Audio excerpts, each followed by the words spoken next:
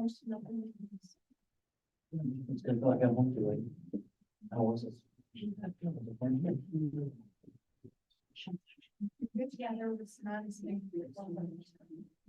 Thank you. Brad and Bill. Yeah. They're late, right? Yeah, Yeah, so maybe I should have went with it.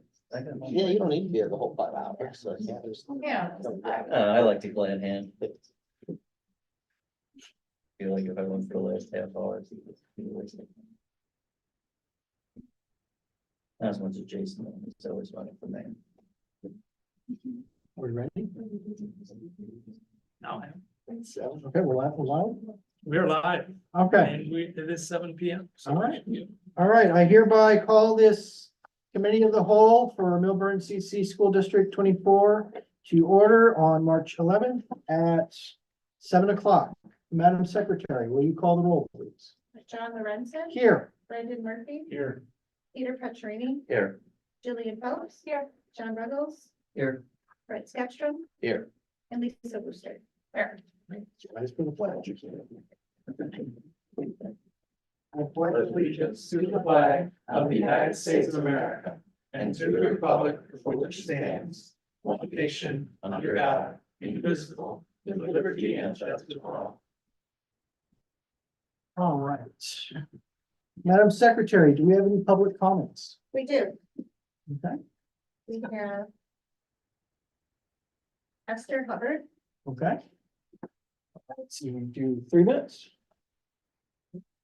Yeah, Sammy?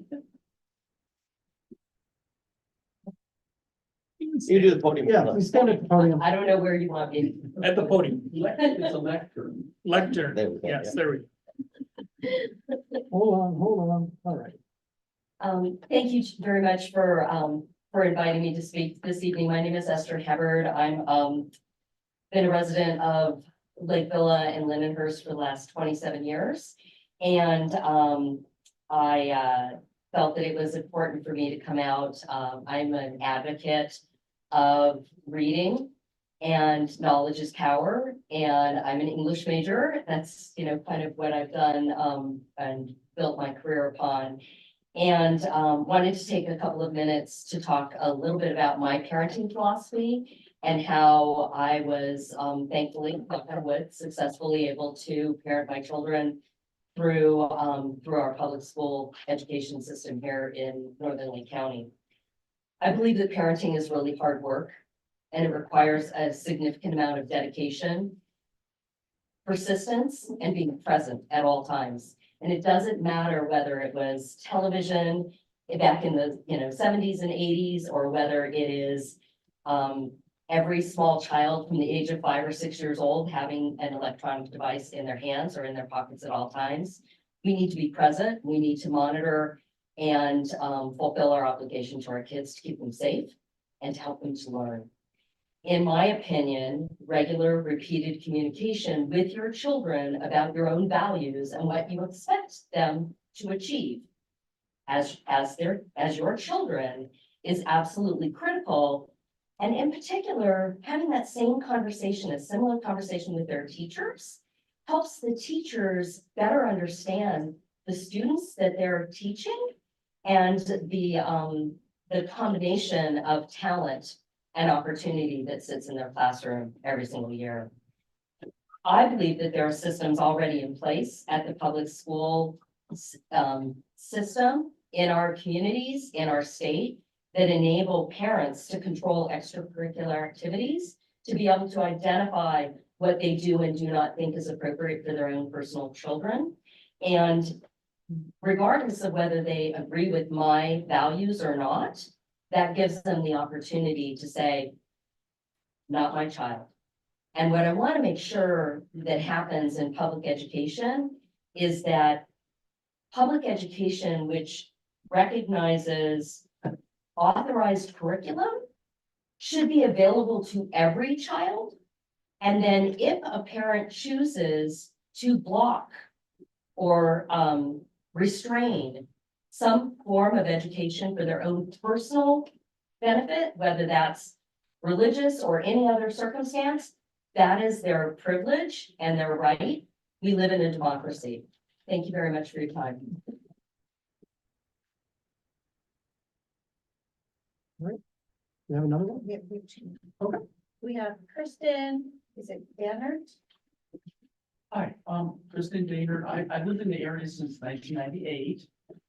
My kids went to D117, D34 schools. I recently moved to D24, so I'm actually a taxpayer and homeowner in this district just a couple years ago. So, just kind of, so I've been kind of walking forward the board meetings a bit more since I live here, but it's all one community as well. So I mean, if somebody speaks from a different one, it's kind of all cookie cutter, you know, I mean, like D34, you know, we have Linden hers all over the place and kind of different. So it kind of impacts everybody what's going on in all the schools. So I see in the agenda, they're going to talk about the Caudle Monarch Blue STEM programs. And I kind of thought, well, I heard maybe there's some concern about it, the program. And so I thought I looked into a little bit. I just wanted to give just some insights and comments about the whole thing. Well, first of all, the Caudle program, Miss Caudle was a children's author, 1899. She was born and passed away in 1985. She was a kid's book author.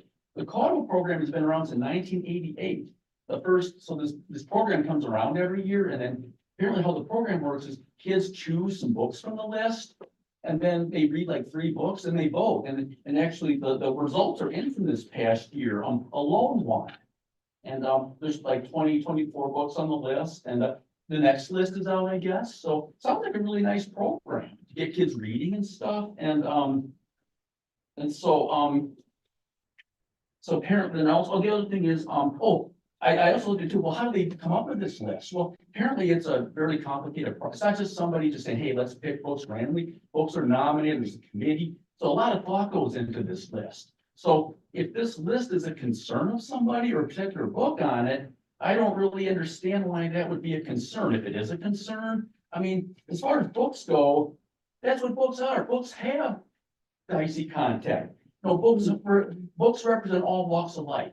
Human experiences, conflicts, opinions. That's why we read books. Some books are even nonfiction or fiction. Fiction books even are mirrors into real life experiences.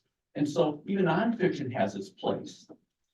It's not just about reading arithmetic. You know, the journey to adulthood can be learned through reading these books. And if a book does have a little bit of a conflict or some dicey stuff, that's okay, because that's the way the world works. You need some opinions and some context. And if you don't like that, I mean, you can talk to your parents about it as well. Okay, so if the objective is keeping the program around, well, also it's extracurricular. I mean, it's not required. I don't think it costs anything. So I mean, to me, it sounds like a good program. And if there is some reason that's in jeopardy or being discussed, I don't see why it is. I mean, a lot of schools do it. It's been around a long time. It sounds like it's an Illinois tradition. So then finally, I want to say one other thing is that is books in general, you know, it's this library, this is the archive of human experiences. And, my time up. Oh, yeah, but I'll let you finish. I just want to remind people that, this community, I know a lot of people, even though not Milburn, I know a lot of people from Lindenhurst, and they moved here from other states, they lived here all their lives. I even know some people from other countries. There's a lot of different families with different values and backgrounds. Ideologies, and I think all those ideologies need to be respected, and those families can make their own decisions about what they want to read and such. So, and I think we should empower that. So I just want to make some comments about books in general, and since it was on the agenda and such. So thanks for your time. Thank you.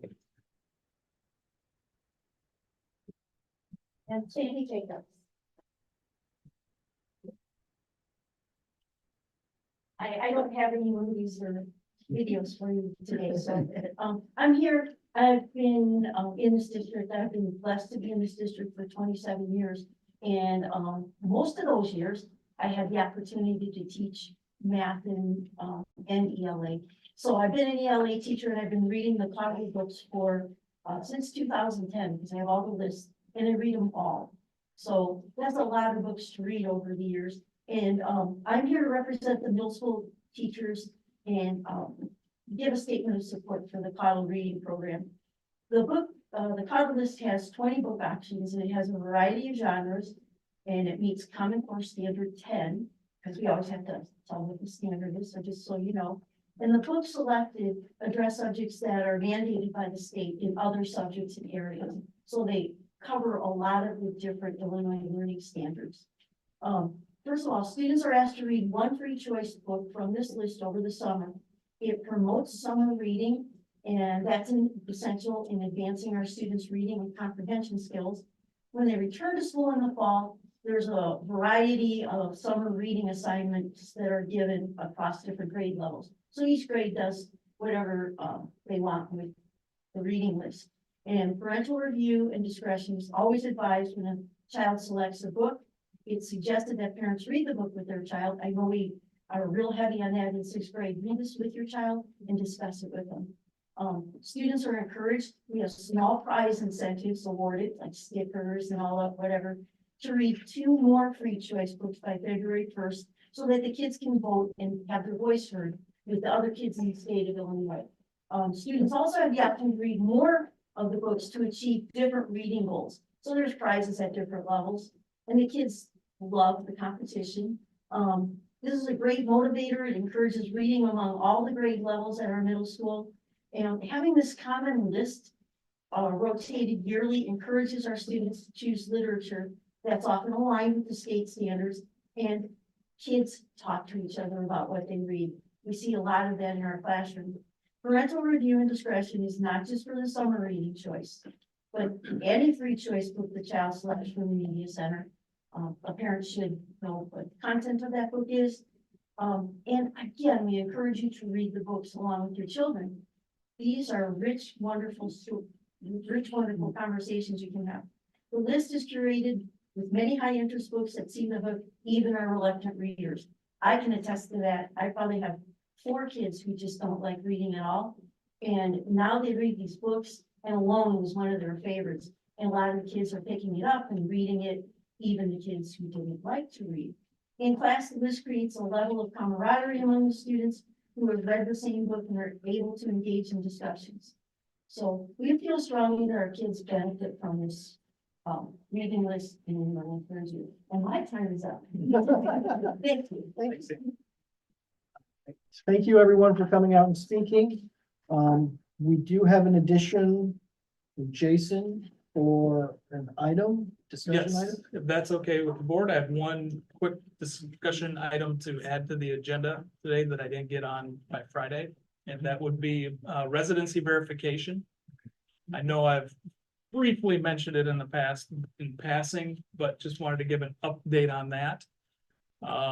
I've gotten 2 quotes on residency verification and 2 different ideas on how to approach it from 2 different companies. So I'll just explain what it is and what it isn't and how we go about it from there. So according to Illinois law, if a student is to attend our school district or any school district, they must reside in that district. And residency in Illinois is defined as where the child lays their head at night. It is pinpointed. There's a house on, just to explain this, there's a house on Beck Road in Lindenhurst that was built after the lines were drawn. And in order to determine if they were in the Antioch 34 district or Milburn 24 district, the lines go right down the middle. It's where the bedrooms were located determined where they went to school back in the 70s. So it's a Milburn house. So if you go down north on Beck Road past the past Rose Tree and McDonald's Woods down there and hit the dead end at the lake, that house was split. So it's where the students lay their heads. That's how precisely it's determined.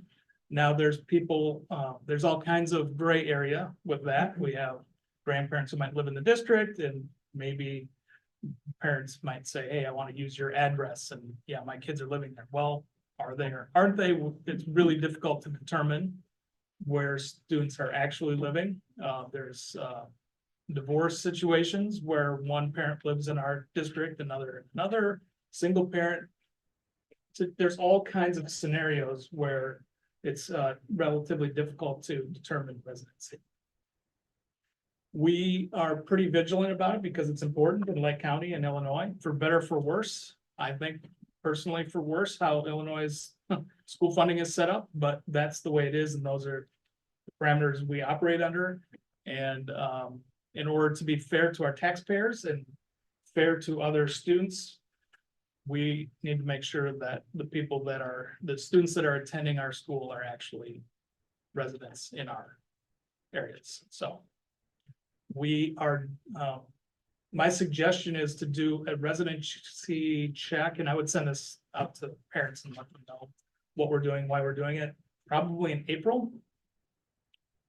And before we send out registration packets for next year, so people, if we have questionable residency, that we'd be able to check on them, give them forewarning. It's a lot easier to talk about now, give them time to register back in their home district. And then do another one in the fall. And it costs about, well, depending on which company we go with, about $4,500 per run. It's $5 per family. If we go with the more expensive option, that was $9,000, and we could do it as many times as we want all year, but it's double the cost. And once we get past next year, I would do it once per year, just to catch up. So what happens is, we hire a firm, they run through a database, all the parents' names and addresses, and it's all public information. It just scours what's available and determines if people have confirmation that they're there. You can knock 80–90% of the people off the list, and then there'll be some that'll be flagged for us to do some further digging. If we know if it's one of our neighbors and they say, yeah, we know they live there, the kids are there, they're here every day, they're at the bus stop, can check them off the list. If there's questions about it, then we can go further, and we would have up to, I think, $3,000 worth of, this would come with $3,000 worth of investigating that they would do, and they charge us $80 an hour. They would actually go out and knock on the doors and make sure that the right people are in the house where they say they're living. I could do that for less than $80 an hour. Can you? I wouldn't suggest it. I used to do it myself, and it's not a good thing to do. So anyway, I will put a proposal forward next week already. So I just want to give the board a heads up, and if you have any further questions about it, say no, we don't want to do this, or shouldn't do this. Love to hear that. With other additional discussion items for the closed session, we have the negotiations, and was that the only one you were planning? No, Okay. Student discipline? student discipline. Okay, cool. Excellent. Is there anything else we want to just add to the discussion items tonight? Before we continue. Last call, all right. All right, since we've done the residency verification, speed programming, speed. Special education. Miss it. It's very fast. I'll get it set up for Mr. Here. Buddy, how are you? Excellent. I'm Adam Mullins, Director of Student Services. John, you have your phone out, so can you give me 10 minutes? Yeah. But I deserve time for this, but Jason told me about 10 minutes. 10 minutes, all right, ready, set, go. You're starting it right now? Yep. Wait till Jason gets- Oh. Slide deck. Man, jeez, what's the fire with this thing? Honest. So while Jason pulls that up, the right I one? just wanna, I'm just gonna give a brief overview of SPED programming that we have currently this year and some additions for next year. I just want to make note of this about 65-page guidebook that one of our many hardworking committees in our district, especially the task force committee, has been working twice a month on for the last several months. Very hardworking. I want to point out that there's things that are highlighted, there's words that are Ready? struck through, notes that are taken, this document is still under construction. They're very excited that we're about 80% done with it. So please note that it is under construction, but we have a team working very hard. This is going to be our guidebook. We don't currently have our special education program document in detail, specifics. So we're creating this guidebook in an effort to guide our teams here at school, to guide our families. We see this as being put on our website, so families can go to the table of contents, they can click on anything in the table of contents, and take them right to that particular section of it. And also for our teams, for our teachers, our IEP teams. This will also be used for professional development for our staff. So this is an example of that. I'm not going to go through all 65 slides, obviously. So I'm pulling out a section of this guidebook to present to you tonight. And I'm here at most board meetings, and I look forward to continuing to update you guys on it. Continuum of services. Okay, so Jason, if you can go to slide 18. Place to start. That's not 10, Not it? 11, 12, 13, 17, 18. All right, perfect. All right, so just real quick, before we get to our programming, I just want to quickly show our special education staff here in District 24. A lot of special education teachers, related service providers, paraprofessionals, psychologists. There are a team amongst a large team of educators. They all have the same goal, student success. Okay, Jason, on to the next slide. The picture there is a very generic visual of continuum of services, which we put that generic visual in on purpose because later down on the slide deck, much later, we won't get to that today, but our very detailed continuum of services represented much. But just so you guys know, we have continuum of supports here in our district, just like every district does. Every district has a continuum of special education services and supports within our district, but we also utilize CEDAW programming, which is a public therapeutic programming that we use. And then we also have students benefiting from private therapeutic based programs. Okay, so we're going to get into our early childhood supports. We'll quickly go through these next 3 slides.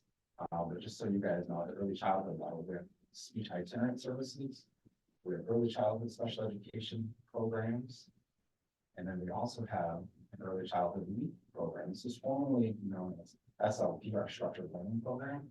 This is one of the tasks that our task force dug into, was renaming our program. That's now been called Life Experiences and Academic Program. 2 pathways to get into early childhood. We will not take time because I think I'm probably already about 5 minutes into my 10 minutes. So there's 2 pathways to get into early childhood programming. We'll save that for another day. Itinerant services. So that's the start of explaining our probably lowest level of support at the early childhood level. It's speech itinerant services where the students do not come to school each day.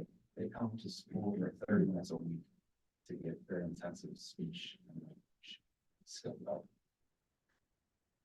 We do have 2 classrooms, our early childhood special education classrooms. This is Cooley and this is Wilhelm.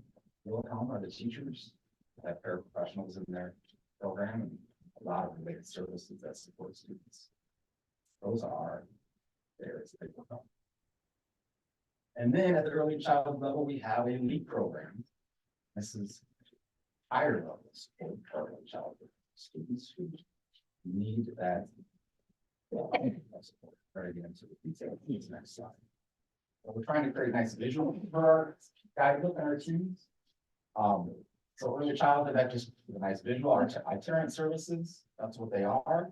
Small group, 2 to 3 students, 30 minutes per week. Services in speech and language, and student indicators are below. Early childhood, 2 classrooms that we have, max of 10 students, 2.5 hour a day program, 5 days a week. And caters for the level. Students who need related service support, they're developing communicators, and they may have delays in those. All right. And then the LEAP program, as you can see, the student to staff ratio gets smaller. The students need more support. We are more paraprofessionals in that program. And 2.5 hours, 5 days. Those are the student computers. I just want to be very clear, you guys, we have to make this very clear in 10 different locations of this guidebook and say it 10 different ways. Students are not meant to fit inside of a box. Please just take note on that. We will probably even change the visual from a box to a oval. We just want to make it very clear. Students don't fit into a box. We wrap supports around students, very individualized with what they need. Success. And also, the content is the most important thing here. We haven't beautified our, we haven't beautified our guidebook yet, so that's gonna come. So just know that the color's gonna be different. It's gonna look much better. All right, so the K-5 continuous services. So we have a resource level of support, which is over on the far left. Probably our lowest level of support where students do at a point in their school day go to a special education teacher to work on the skill developments specific to their IEP, their individualized education plan. There are specific goals, data-driven goals in their IEP that we want to focus on more. And that's where they work on that goal. We have instructional programming at both the elementary school and school. That is where we see a need for specifically an ELA and math format where a student needs to be in a smaller group environment for their ELA class. That would be considered a special education class outside of the general education class. And that can be with replacement instruction. But our teachers work very hard in instructional programming to replace the instruction, but also to expose to the general education curriculum. Because we want to eventually always be talking about how does the student go back to the general education class. So, expose them to that curriculum. And then you have our LEAP program. Okay, so this is going to be the hardest part. This is the big part of the presentation here. I'll do the best that I can. I explained it a few different ways. Hopefully I find the easiest way to explain it to you guys tonight.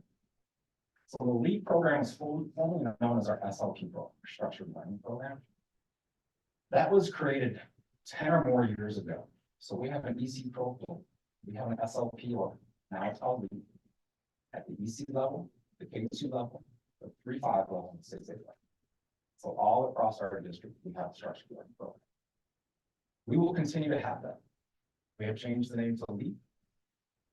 We now, at the K2 level only right now, we're adding another program called Progress. The reason we are able to add this program at the K2 level only for now is because we have a large number of early childhood students coming. So right now, we kept it the same. We did not have RISE. And we just kept LEAP, we would have 14 students in that LEAP program. At the K2 level, and that's too many. So we're excited that we can add that RISE program. So now we can differentiate the level of support that the students need at that highest level. So the LEAP program is a program that's going to stay cross-categorical, meaning we can meet different disability categories and student needs in that program. So we can have students with intellectual disability, we might have students with a physical disability, we might have students with specific learning disability. And we are going to meet their needs in that program. Because we have so many students in that level, we can now differentiate and create a RISE program, which is specific to students with characteristics of autism. So it's going to be highly structured, highly visual. The curriculum is going to be a little bit different to meet their needs. So now we're creating a RISE program.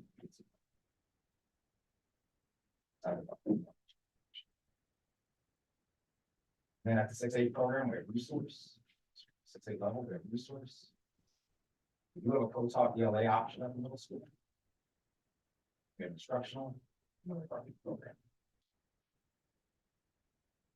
Okay. There's our program, our continuing supports for next year. Some questions?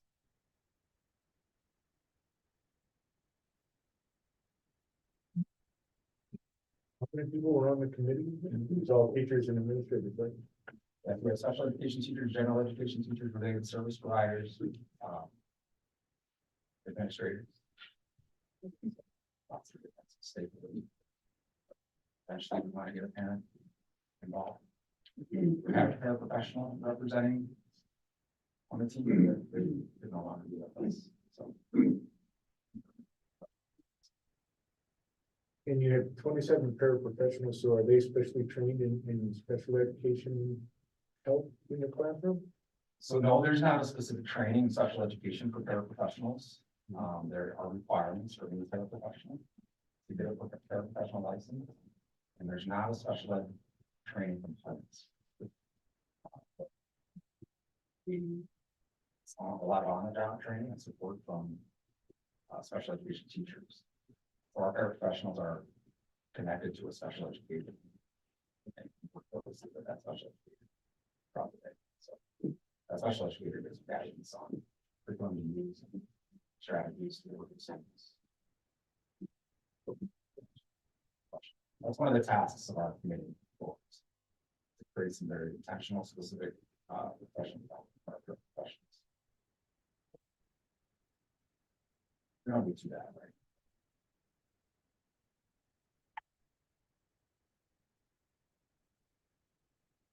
Any other questions? Thank you very much. Thanks, Ed. All right, strategic planning discussion. Yes.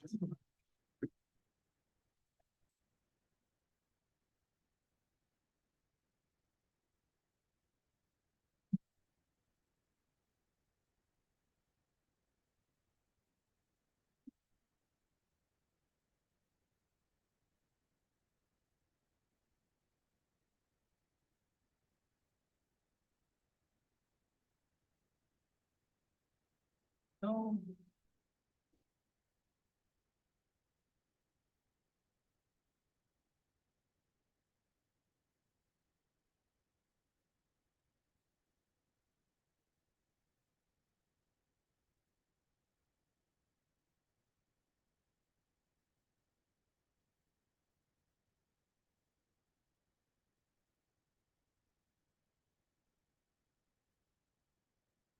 All right, I think we got everything aligned at this point.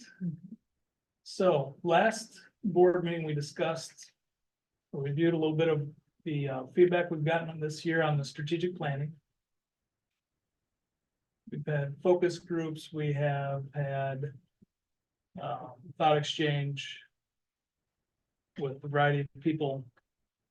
Kind of summarized it all up and went, okay, now what's our next steps? How do we narrow this down so we come up with eventually some clear and specific goals? So I'll open it up to the board to see if you've had any further thoughts, any suggestions about what you would like to see, how you would like to categorize things. Otherwise, I have an idea that we can work off of and go from there and just get feedback about next steps and how to move forward.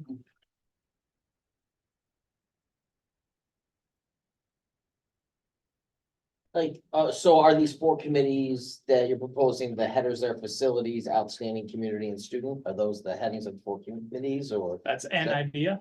Okay. And then. Okay, that's just Yep. what So they would work on, who they would be. those are kind of the categories that were, when it went through the strategic plan or the questions, those are themes that came up, so. Facilities were one theme that people were concerned about. There was academics people were concerned about. There's finances, facilities. There's communication. Communication came up quite a bit. And then student experiences.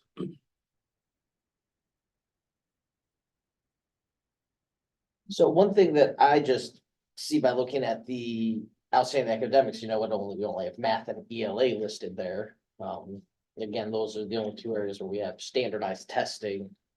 But I do believe that there's more in the academic world than just those 2 that we should be focusing on. And some of those things are grouped under student experiences. Like, I don't think band should be like an extracurricular You know, I think those fine arts things should be part of the program along with, you know, athletics where we do have physical education, but it's, yeah, it's different when you have the outside the school day. I think that's all a part of the school experience and not just those two book subject areas. I think band is different. I mean, we do have music as one of our specials, right? I mean, so we do have that in, I think band is kind of like, we have music and then band is like specific to music. But, Yeah. I think we do have some of those. I think chemistry and history are important and government's important too, but I don't think they're gonna quite get to some of those topics until they get to the next level of education. You're right, though, if we don't have testing on it, it's gonna be really hard. But there's metrics we can look at with all of our subject areas and time and resources that we want to dedicate. And this whole process is about prioritization. There's a lot of great things we can study out there, and there's a lot of schools that have different ideas and a different focus on different activities. There's math and science academies, there's environmental academies, there's fine arts academies, magnet schools in Chicago. So we could focus in different areas. It's a matter of what there's that question, and that would be a bigger question. But then there's also, okay, what's our greatest need over the next 3 years? That doesn't mean we're not gonna do some of the other things, but what do we really want to hone our attention on in the next few years? Because if we have 30 goals that we're looking at, that's as good as having no goals, as we know. So we want to be put our stake in the ground. So What would the subjects be? I mean, math and ELA makes sense because, you know, my kids ask me that, why everybody's math and ELA? Because math isn't like some of the other subjects or ELA. Math is a basic subject where you need to learn it to move on. As soon as you learn it, you're building and building and building and building. I mean, you have to have it. Same with reading. I mean, you have to be able to read really to do other subjects. What would that other one be? I get, you know, those are pillars. What would the other one be? You know what I mean? well, it might not be one, it could be looking at the whole child. So, yeah, I'm not arguing with you, John, because I agree, and I've stated that. There's a reason why we spend more of our resources on math and ELA than any other subject, because it is cool. It's foundational to learning for a liberal arts education. Those are the foundation. And then there's content, which is, could be social studies. Science is applied math and applied all kinds of thinking.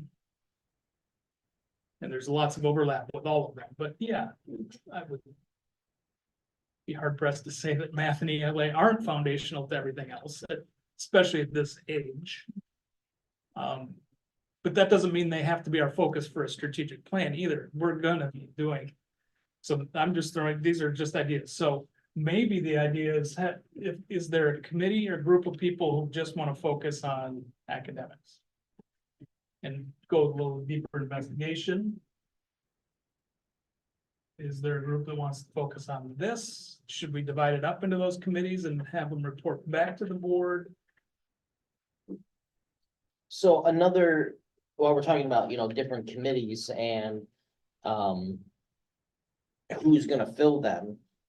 You know, part of our responsibility is talking with the community, and if there's 4 committees, you know, there's 7 of us, if we can each commit to being a part of one of those, because, you know, Jason's very knowledgeable and goes to a lot of things, but you know, if he's attending all these meetings all the time, it can, you know, kind of get a little jumbled. So I think it'd be beneficial to have at least one of us at each one of the committees if we want to divvy that up however we want to do it, if we want to take 1 or 2 people assigned to each subcommittee, or just swap off dates. The only issue I have with committees is generally the people who join the committee are the people who say, there's a problem and I want to change it. And the people who are like, it's been going really good and I don't think we should change it, are like, don't necessarily look to join that specific committee. You know, you understand what I'm saying? Yes. So we don't want a bunch of people coming in here and changing stuff when in actuality, the whole, the community as a whole would be like, I don't really want to change or drastically alter the selection we've done. So, so I would definitely start with a whole group sort of thing, and then people want to break off or something like that. But to come right out of the bat and say, we're gonna start making committees on these areas of concern, I would be a little worried about that. Just a thought.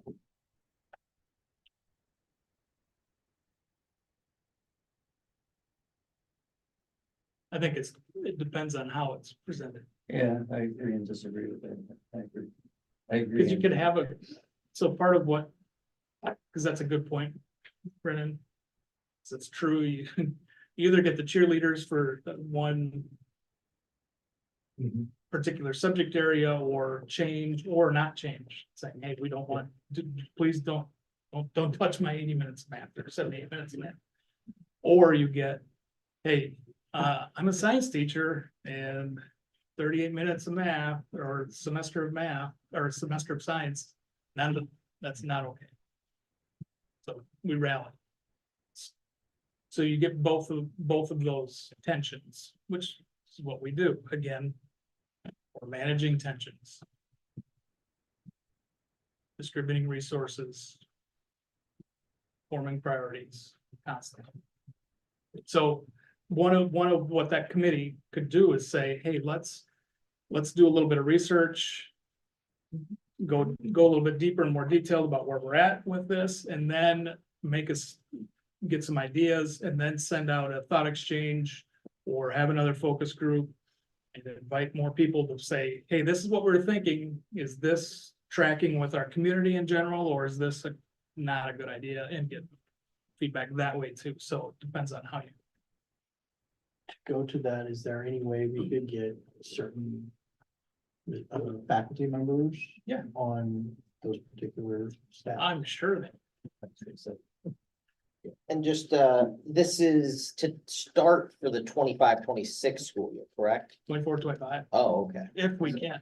I mean, there's some things, for example, the facility plan, mapping out a 3, 5, and 10 year, that's kind of an easy one, because we're in the process of that. We've started that, it's important. I personally don't think we have a choice. The facilities you're gonna plan to repair the facilities, or the facilities are going to tell you when they're gonna be repaired. So I'd rather have an idea of what's coming versus reacting to breakdowns. Those are gonna happen anyway, but at least we have an idea of what part of our equipment, that piece of equipment right there, is coming to its end of life. Probably past its end of life, which is why it's not on during board meetings. The carpet, you can notice, you can observe the chairs and observe these tables. These are, Suzanne's smiling about that.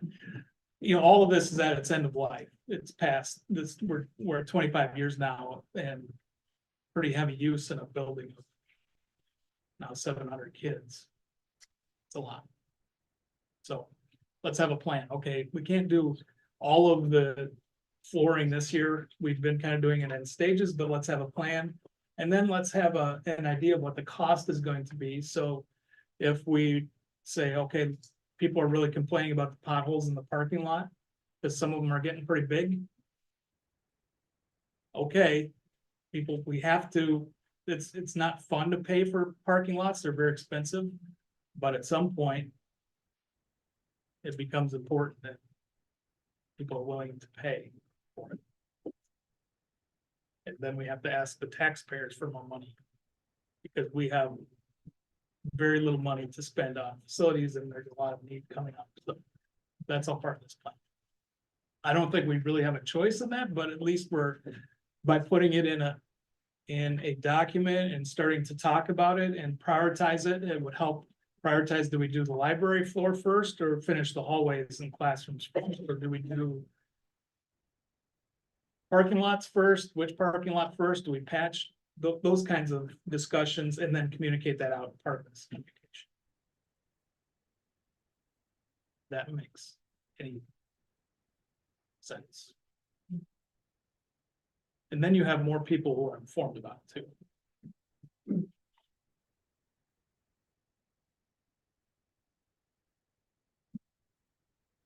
So my first question, I guess, is, are the categories accurate-ish? How do you, What's upsetting? It looks like everybody's looking at us. The fourth one is student experience, is that the fourth category?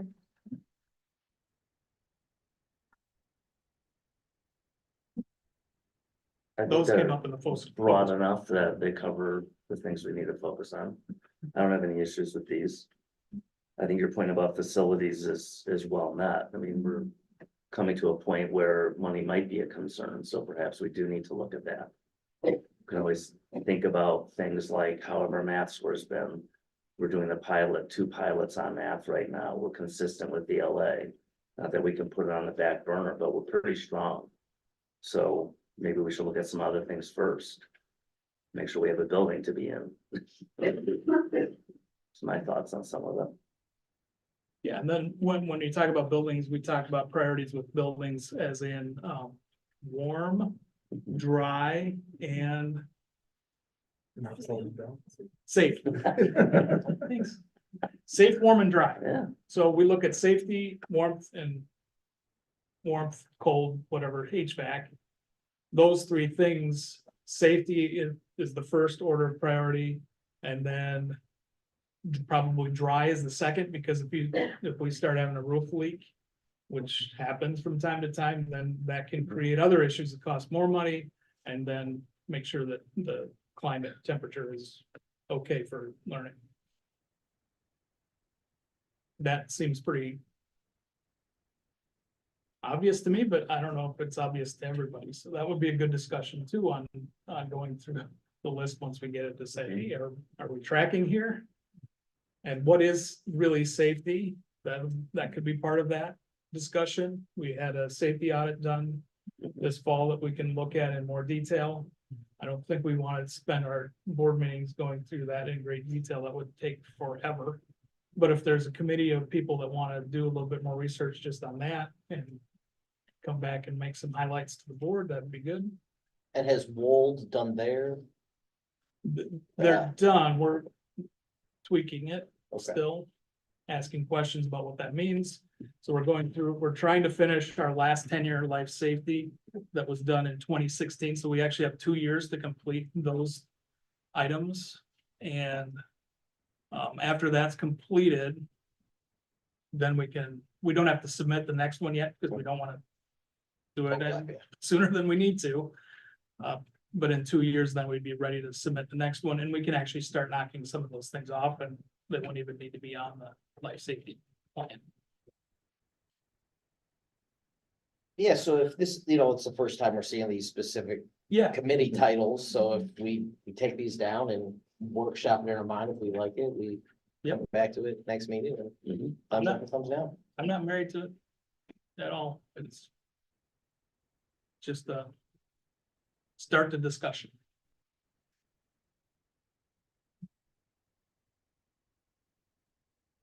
We have a meeting next week.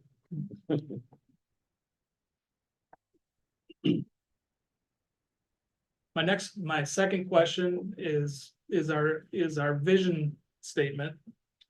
Does anybody want to take a look at that? Maybe offline and look at revamping that in a small group, or leaving it, or deciding it's good.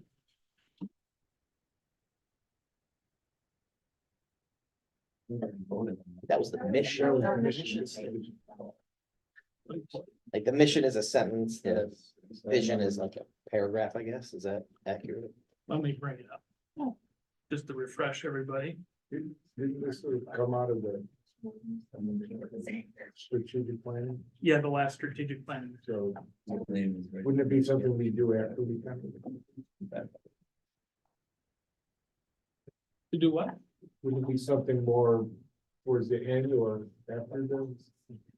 No, it could be, but I would prefer to do it first, because the vision could kind of set your help set the priorities. And you'd want it to match up.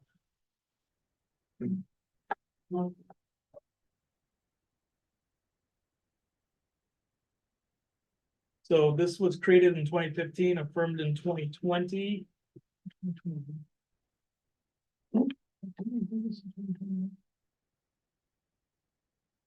Yes, it was updated again. Yep.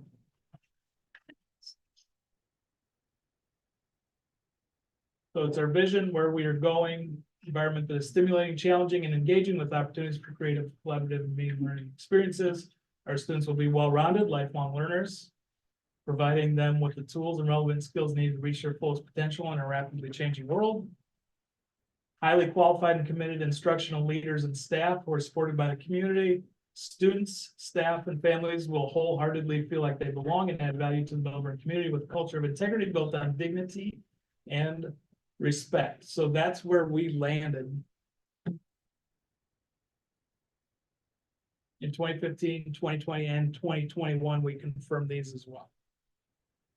So that's where that's our aspirational idea in general where we want to head.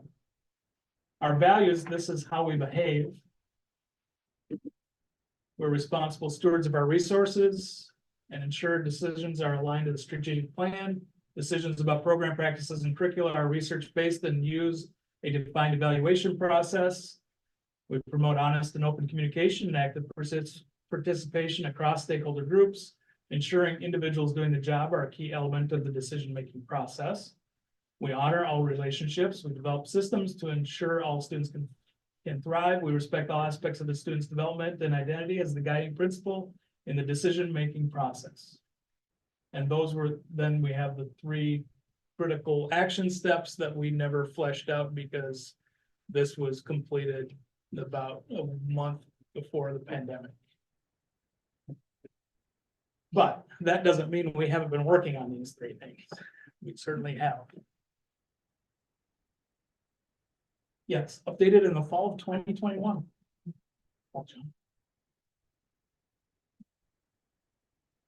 So is there a committee that wants to look into that? Is it good? Is it good enough? That's for the board. We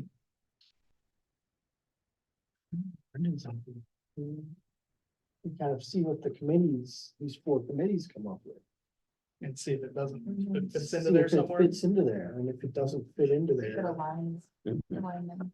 we kind of tweak it after that. Yeah, we don't have to decide tonight, but. Think about it and we can go from there.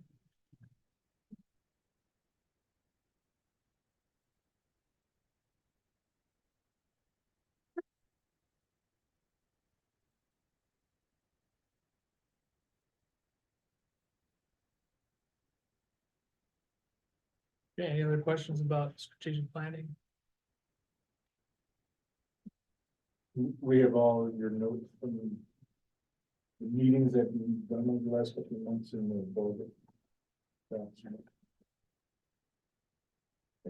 They would have been in my Friday update, so if you need me to. Yeah, you send that. And then Resend I them? think I remember seeing them, but not where they are.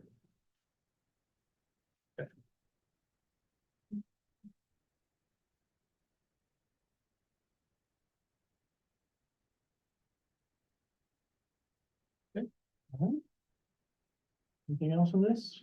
No? Reader's Choice Program Presentation, Monarch, Brewston, and Cole. Ms. DeCoursey. Miss Lancaster, they are our librarians and we have a guest as well. Mrs. Stotts. Let me set this up in just a second here.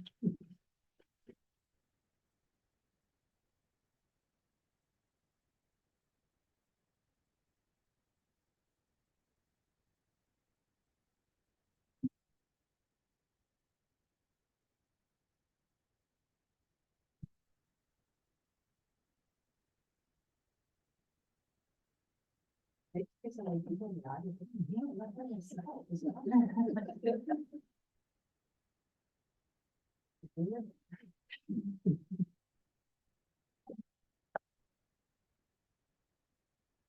can set this up as I sent it to you as a slideshow.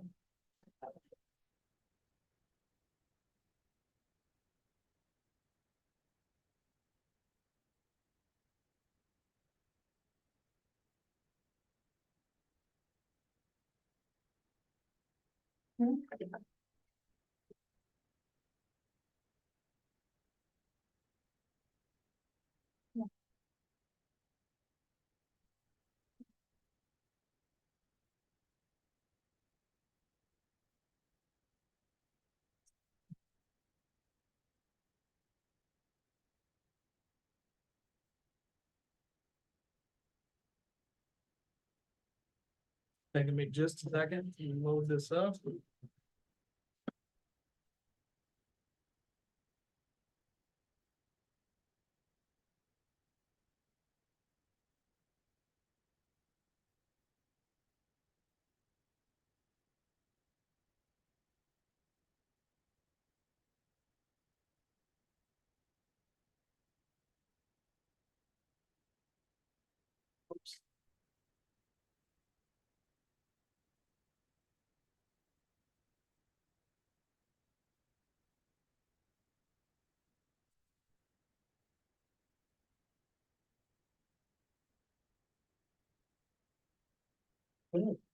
I'm ready now. You're ready. I can go ahead to the next slide. So Supposed ready. to be a big drum roll and everything. This keeps us So yes, I'm Suzanne DeCoursey. I'm the media specialist here at the elementary building. I've been in this position for about 10 years. I've been at Milburn for 25 years. My daughter's gone through the district. We live in the district for 20 years. And I've also been part of the Reader's Choice Committee in choosing the books.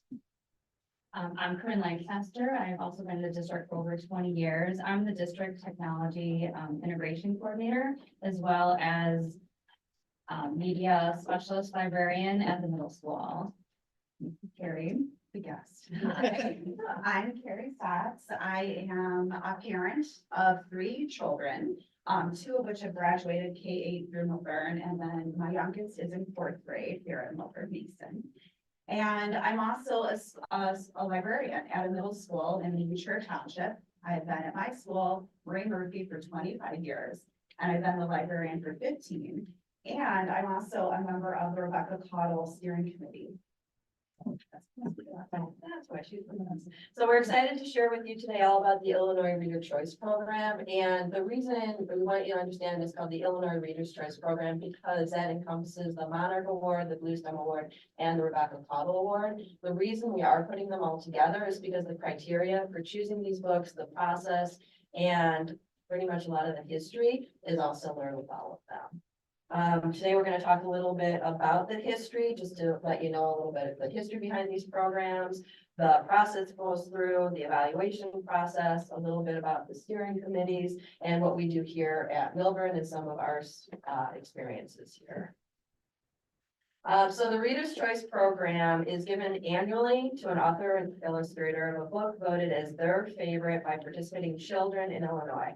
The award is sponsored by ISLE, which is the Association of Illinois School Library Educators.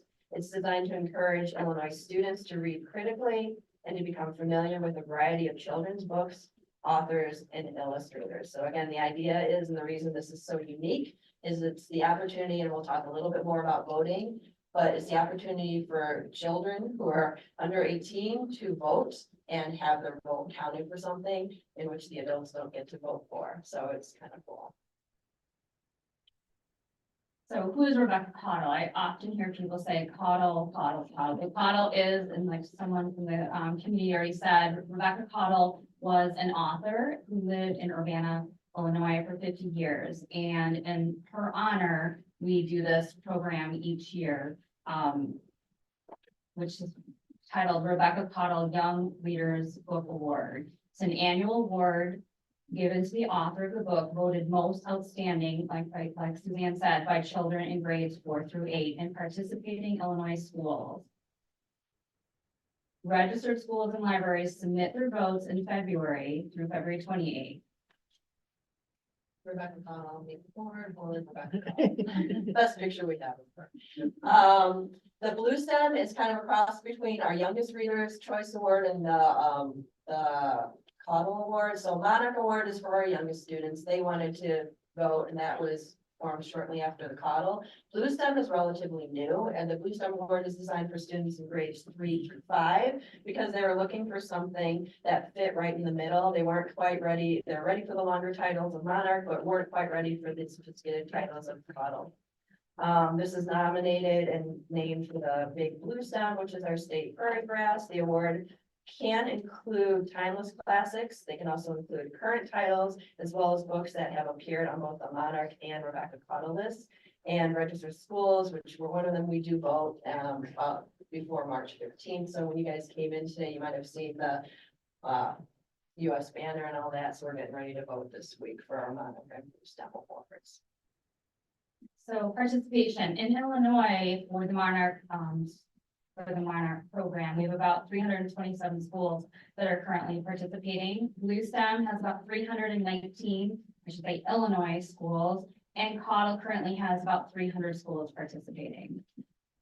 Right, so the nomination process starts like a couple years in advance. Any student, parent, community member can actually nominate a book to be put on this huge list that then gets narrowed down. There's several criteria that the book has to fall under. It can't be an anthology, it can't be a pop-up book. There's certain things like that. Carrie's going to talk a little bit about how our kids, parents, teachers, librarians can even nominate a book to initially get on this list.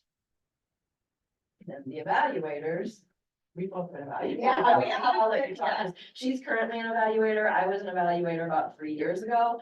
It's a fantastic process. We have some great discussions, and then Carrie's an evaluator right now. So I am. speak on that. Yes, I'm an evaluator for the Cottle Committee. So there are about between 70 and 80 different evaluators for the committee, and it's on a rotating basis.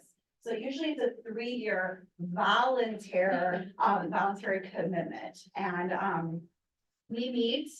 And in the beginning of February, which we just met, and like you said, it's a long process. We start with getting books nominated, and we go through the nominations, and we narrow it down to the top 100 books that get nominated, the most votes.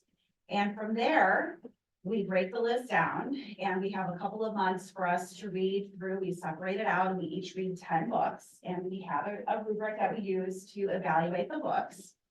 Then in August, September, we get our final list of 50. So this is, I'm speaking strictly of the Cottle, but they're all pretty similar. And with the Cottle list of 50, I had from August to January to read 50 titles. And then the group finally gets together after a year-long process. We finally get together and we duke it out over the 50 books, and we spend time, we talk about every single book on that list. And we narrow that to the final 20, and that would be the Rebecca Cottle list of the year. And these are people who really like to read. So we Yeah. joke that we're like the nerds of the group, but it is a lot of fun. We like to read. Yeah, it's big time, big time.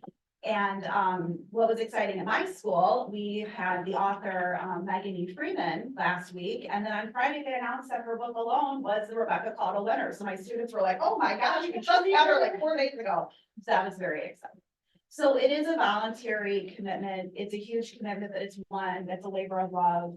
Those on the Rebecca Cottle Committee and Blue Stem and Monarch, we love our books and we love our students, and it's really an awesome experience. And so usually when we do come and talk, I know I went down all the way, I think it was Mokina one day, and I drove like 2 hours to get there. I spent about 8 hours in this room just talking about all the books. Each of us had to speak on one of the books. And then when you narrow it down, it's usually down to maybe about 15 or 16, or sorry, 26, 27, and we got to narrow it down to 20. And a lot of people are really speaking passionately about the books they want to see on the list. It's usually about characters, or about, are there fiction books, are there nonfiction books? We were talking about those types of genres, just making sure that there's different books for all of the students that we teach. You told an awesome story about, because the list is public now. Yeah, the list is public now, got it. Share your story. So I actually nominated a book, and then it made it to the final cut, and we were debating it, and the book was called Falling Short by Ernesto Cisneros. And why I nominated it originally was, I read a lot, obviously I read a lot of books, but there's books about friendship. This was a book about boy friendships. And so I read a lot about girls and girl friendships, but not really like solid boy friendships. Like they're there for each other no matter what. And I found it just a really compelling story and one that's shown boy friendships in middle school in a really positive and healthy light. Yeah. And that one. And it made a lot of. Yeah. Very exciting. Very cool. All So, right. yeah, so this, as Carrie and Suzanne spoke, so this is an example of the rubric that the nominator committee would use, the evaluators would use to score the books as they decide and start paring the books down in the list. And then this rubric is given to us usually in like a Google form, and then it's like a Likert scale of 1 to 5, something like that. And then that's how they get which ones are higher.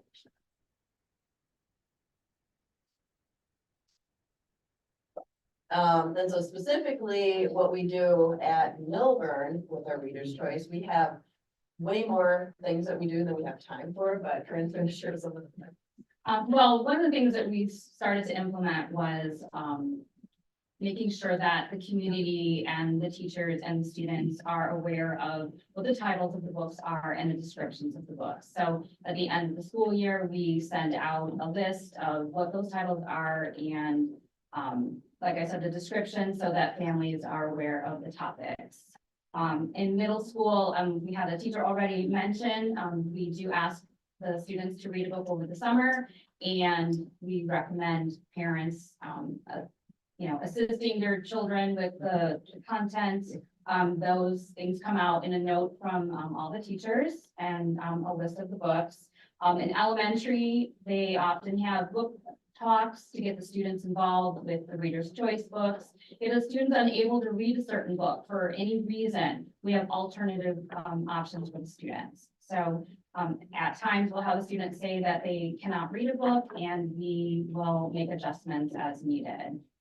Students earn a variety of prizes for reading and discussing their reading throughout the entirety of the program, and students vote for their favorite book in February and in March.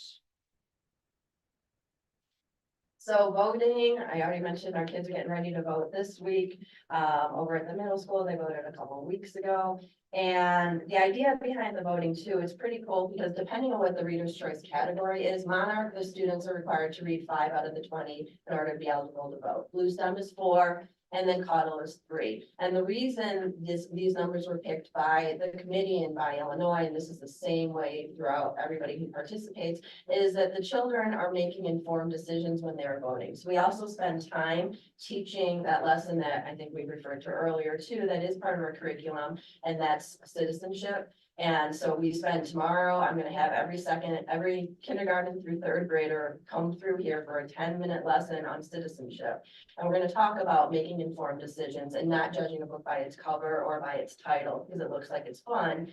And we go from there, and they actually know what the book is about and what they are voting for, which is really cool. And then after they, while they're voting and doing things like that, we give them either a bookmark or a pencil or thing, or something along those lines, just as a remembrance that they voted. So if you guys have a kindergarten through 3rd grader tomorrow, ask them, did they have fun today? And we talk about voting too, and it's a family. It's something we talk about with our families. Just like we don't ask ladies if they're pregnant, we don't ask who you voted for. So it's one of those educational times that we talk about. And we are going into a little bit of our experiences. And one of the things as educators we've learned about is in literature, we need to have students see themselves in books, see others in books, and be able to witness and kind of go in and out of maybe their experiences and other people's experiences. And we have a terminology for that, and it's called mirrors, windows, and sliding doors. And through mirrors, children and people are seeing themselves in their own experiences with books. Through windows, they're looking into other people's experiences and learning empathy. And through all these experiences, hopefully we're helping them becoming critical thinkers and thinking about their reading and talking about their reading. And nowadays, in the last 10 years that I've been in the media center, I've definitely seen a lot more books available to our population, our culture of students that are coming through here, our families that are now more mirroring what their experience and their lives, which is so great for our kids to start seeing themselves in literature that we're able to provide. And a lot of our Reader's Choice books are opening us up to some of those books and some of those families and some of those experiences that we never would have picked on our own. So the next couple slides are some quick pictures and things that you can read on your own. One of the experiences that we do is blue stem baseball for our 3rd through 5th graders. We actually turn this whole area into a baseball diamond, and not only are we talking about the Leader's Choice books, but we're also teaching them about baseball. And they come up and we ask comprehension questions about the book that they read. I have parents, past students, teachers all help us create the questions for the books. And they're just your basic comprehension questions. They get a little more difficult as the kids decide if they want a second base hit or a third base hit. 4th graders were asked to do a persuasive essay on any topic they'd like to persuade a family on.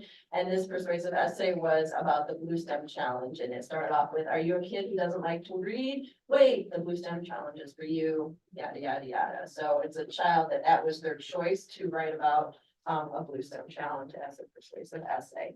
So these are just kind of some of the fun ideas that the kids are able to participate in. And we love this space in here. We love our media center. And one of the things that the Reader's Choice program allows us to do is have the kids have fun while they're reading. And the Reader's Choice is just such a great way to start that off. So Suzanne and I, because we're part of the Reader's Choice program, we have access to a committee of teachers and resources and librarians who create all types of things based on the list that's provided to us. So this is how we find access to our authors. We might get questions for games, like she mentioned, reading certificates, and ideas for next reads. We partnership with the local libraries who also participate in the Reader's Choice books. Scholastic Book Fair is also one of our partners, and Follett, which is our library system, who works with the Reader's Choice program. And then just last week when we were here, we had our showcase night, and over on the other side, we did Battle of the Blue Stem books, and that was one of the favorite activities for our 3rd and 5th graders. Your son was, I spent pretty much all night. Yeah, and the questions for that, I actually got from those resources from this page, so you can go to the next slide for that. And then our younger kids participate, and those are little monarch butterflies that they're collecting in their jars, and each grade level kind of participates in reading the monarch books, and they put a little crystal butterfly. It's not real crystal, it's plastic, but they think it's crystal, and they put it in the jar. And then over at the middle school.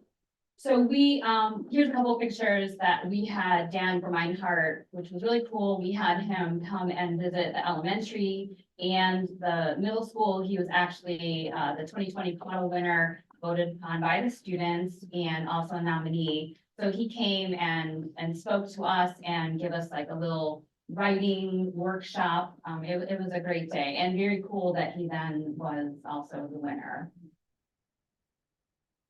Here's a couple pictures of some more experiences from Reader's Choice. The picture on the left is a student who actually read all 20 of the Cottle books, and then she was like, I want to read more. What else can I do? So we came up with some more options, and she read 20 more, and then some other kids joined her, and they also read 20 more books.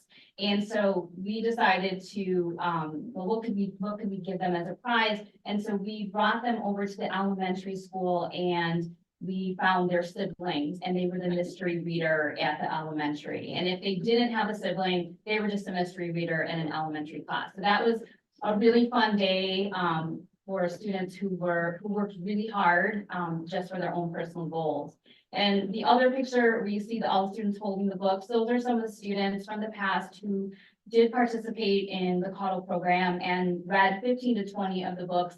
And then they came and held their favorite book from the program, and that's the picture. It was a great day. We got to sit outside for a little bit and have a snack. So those are some of the experiences that Reader Choice has provided us across the districts.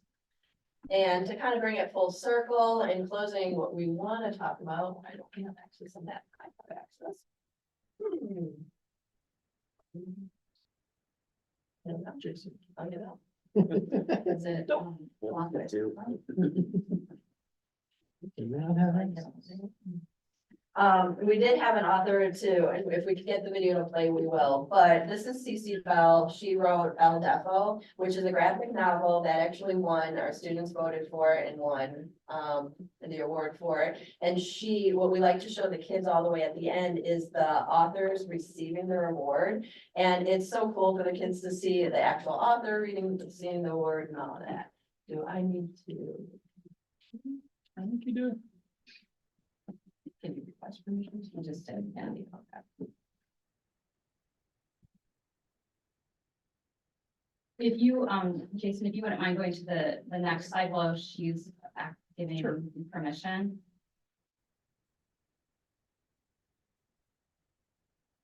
Just while we're waiting, this is just a picture of all the CODL winners. The program started in 1988, like someone else mentioned, and this is a copy of all titles that have won from 1988 until today. So you can see some pretty good titles on this list.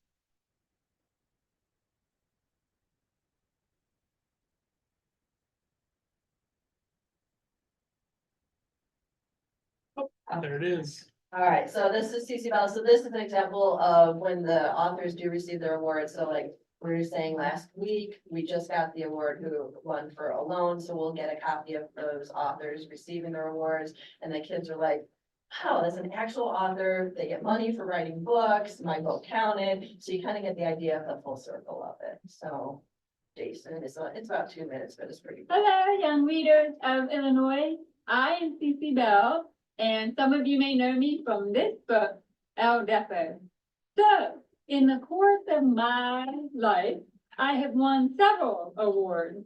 One of them is the Good Manners Award.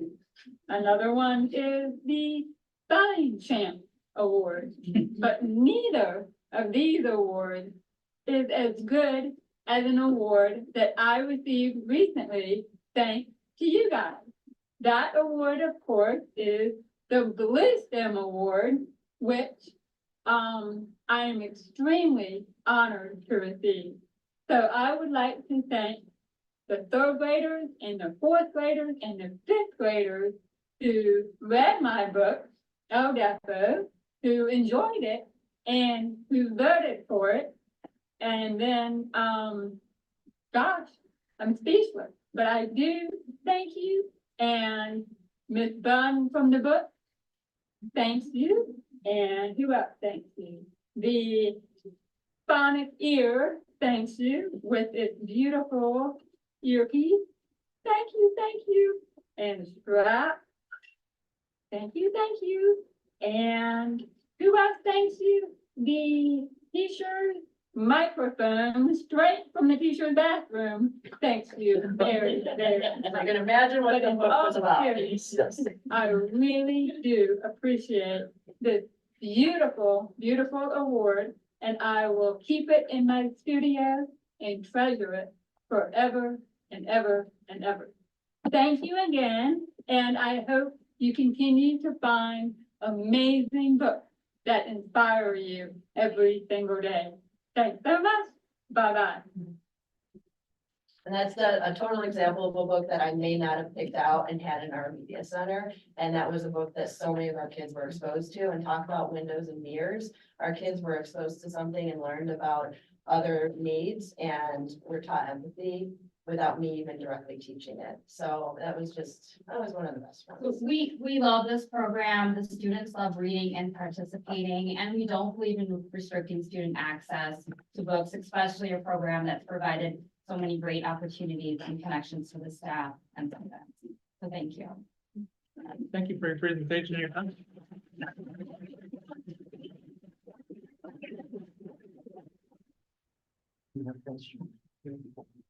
There's one question. I had a couple questions. Do they want to take them or afterward? Okay. Maybe you ask. I just want to ask, how many schools are in Illinois? They said that this program is in 300 schools. How many schools are there in Illinois? All in. Is it, so they're all in Illinois? Is there like, what percentage of the 300 schools is it? I've been up there 754 elementary and unit districts combined, 754. Okay, so do you guys think that we actually promote this program? you know, with prizes and voting and celebrating and all that. We promote this, We right? promote reading, yes. In your opinion, and this is really the only question I have for you. Is there a political or cultural left lean to the Caudle list? My opinion, no. My opinion is it's reflective of what a lot of the publishing houses, and this is what we talked to the president of the Caudle list. We're seeing what's reflected in society. We're seeing what's available to students, their families. So what's you don't being think the available. list is left lean? I personally do not. Do you? I do not. And it's my understanding that the students have to acquire their own copies of the book, is that correct? We don't stock them? We provide. Oh, okay. We provide ebooks, audiobooks if needed, and hard copies. And then, like I said, the local library partnerships. with Yeah. These programs. Oftentimes the kids will come in and we won't have a book. And so we send them to like Villa. We also feed into Warren, Newport too, so. When the Caudle list comes out, it's kind of like our Academy Awards Day. I'm not gonna lie, it's really exciting. But all the local libraries, they get the list the date that day and they're ordering extra copies because they know these are gonna be books that kids are gonna really want to have access to. I have some questions. How are you said there's 80 evaluators? How do you decide where they come from? Like, you know, is there 2 automatically from Lake County, 2 from McHenry? You know, 3 from downstate, 40 from Chicago? Like, how is that divvied up? I can tell, for when I was on it, it was everybody who volunteered. So it took me 2 years to get on it. I kept volunteering, but they already had about 70 people. They weren't adding more to it. And then I was on the waiting list. And then once 3 years were up, those people left. They asked them, did they want to go back on? Most of we have people on the waiting list. And then those of us who were waiting to be on it, we were put on there. So it's everywhere from all the way up to Northern Illinois. And then the biggest thing that does change is where we meet. So I was complaining that I had to drive so far south, and they said, well, last time it was way up north. So that's the big thing, that they're specific about where they meet. But as far as picking, it's the volunteers and it's people who love to read and it's librarians and teachers. Yeah, I don't know the specific numbers, like how they divvy that up, but I know that it's representative of the state. Okay. So, and like I've applied for many years to be on the Caudle committee and I was not accepted just because there wasn't like a lot of, I teach in suburban Cook County, so there's a lot of suburban Cook County librarians or teachers that were, or public librarians are also on the committee too, that's we're serving, so, but I was finally chosen, but I know they are very cognizant of equal representation throughout the state. And then on that, Well, I would just make a comment as someone who's opposed to the Caudle list. I think you guys would lend more credibility to your arguments of keeping it if you were to admit that it's left-leaning and culturally, left-leaning both politically and culturally, because I think it is. I think it's obvious, and you guys probably, I believe your answer. I believe you actually believe it isn't, but I think most people would agree, even those on the left, that yes, this is politically and culturally a left-leaning list, and it didn't start out that way, but over the years it has.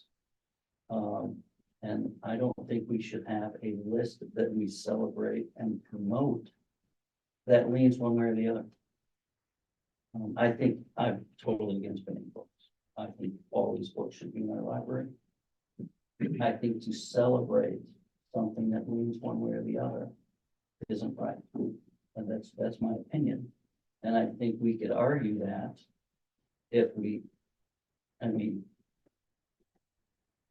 I don't know that we're gonna see eye to eye because I see it as like me, and you guys clearly don't. So that's what I would base my opinion on, is the cultural and political bent to the list now. I want to have something to celebrate, but I would prefer to be neutral. That's my opinion. But I think the celebration on is that kids are reading, right? Like you have a kid that hates reading and finds a book that like opens their eyes. Like to me, that's everyone's job here. You mean open their eyes to reading or open their eyes to an idea? An idea of reading and then allowing that child to either go with that thought, have a discussion with their parent, have a discussion with the teacher, a superintendent, and then from there, make a connection, make their own thought, and then that's gonna grow something different. That What if has as- never. What if as a parent, I'm not ready to have that conversation with my 9-year-old child yet? But that's also a growing moment for the parent to be like, okay, this is something that my child is gonna be exposed to in this changing world, and I would rather have the conversation with my child versus them learning about it as an adult or as a teenager or with friends or misinformation, and you're giving really children the power to formulate their own thoughts, formulate their own opinions. But like what I love about it is that no matter what the theme of the book is, kids are reading. And I think especially after the pandemic, we've seen a decline in reading numbers, we've seen a decline in mathematic analysis. So for kids to pick a book up instead of on social media, on the TV, on smartphone, I think is a win. You and I agree. I agree with everything you just said, except for the themes should be neutral. Everything you just said, I will get behind you 100% on. Anytime a kid picks up a book and wants to read it and it inspires him, or that is a wonderful thing, and I think we should promote that. We want to have a list to celebrate reading. I'm all about it. I'll show up at every one. I think it's fantastic. So do you think that every single book on the list is left-wing? I don't. So then you can choose books that you agree with for your family. They're not required to read all the books on the list. Right. It's still a personal choice. In 1954, Eisenhower added Under God and the Pledge of Allegiance as part of his right-wing agenda, and we do that for the kids every single day. Again, we can have these different types of arguments. I think we first have to start out that, do you believe the list is left-wing? The whole list, no. Do you believe the I list have in not read general has any it? of the books on the list, so I cannot provide an informed opinion on any specific book. Okay, then Have you read the books on the list? my son brought home one that I was deeply offended by. And then that made me feel very uncomfortable. And I said, why are we promoting this book in our school that I'm offended by? If my son picked it up and wanted to read it, fine. But to be celebrated on a list, that's not balanced, in my opinion. So Joe, I can interrupt you just because I know your son. I don't want to be the face of a No, novel here, But because I want to show you a different perspective. okay. So many years ago, Harry Potter, the fun list is actually one of the winning books. We have several families that were deeply, to use your words, offended by the Harry Potter book. And we do have a list of students here that are not allowed to read Harry Potter. So what we do in that circumstance is we offer them other books. They come to us and we talk to the kids, and we know they do this at the middle school. If you bring a book home, or you want to read a book and you know that is not what your parents agree with or against your beliefs, and you want to still do all 20 books for whatever reason, which we don't require, they can pick a different book. So we do have. What if I wouldn't have looked in my son's backpack and didn't even know? Well, as a parent. So now it's on me, right? I agree. It's on me, and I need to trust that the school is neutral. And that's why we I don't believe it is. started providing the list and description so that families can choose and can make those choices if they agree or disagree with the perception of the side. I'm totally cool with the list. I'm not cool with I'm totally cool with an apolitical list. I agree. I don't think a list should be presented that is leaning towards one side. It needs to be more neutral. As a teacher, I can nominate a book, Yes, and as absolutely. a teacher, or just as a parent, could I be a volunteer? Correct. You read can it? until Friday to get them on the next call. But And it's open on the website. You could. But I could also volunteer to be one of the judges. Absolutely. As a teacher, yes. Teacher, yes, for sure. You can apply. And anyone can nominate a book, correct? You mentioned a supplemental list.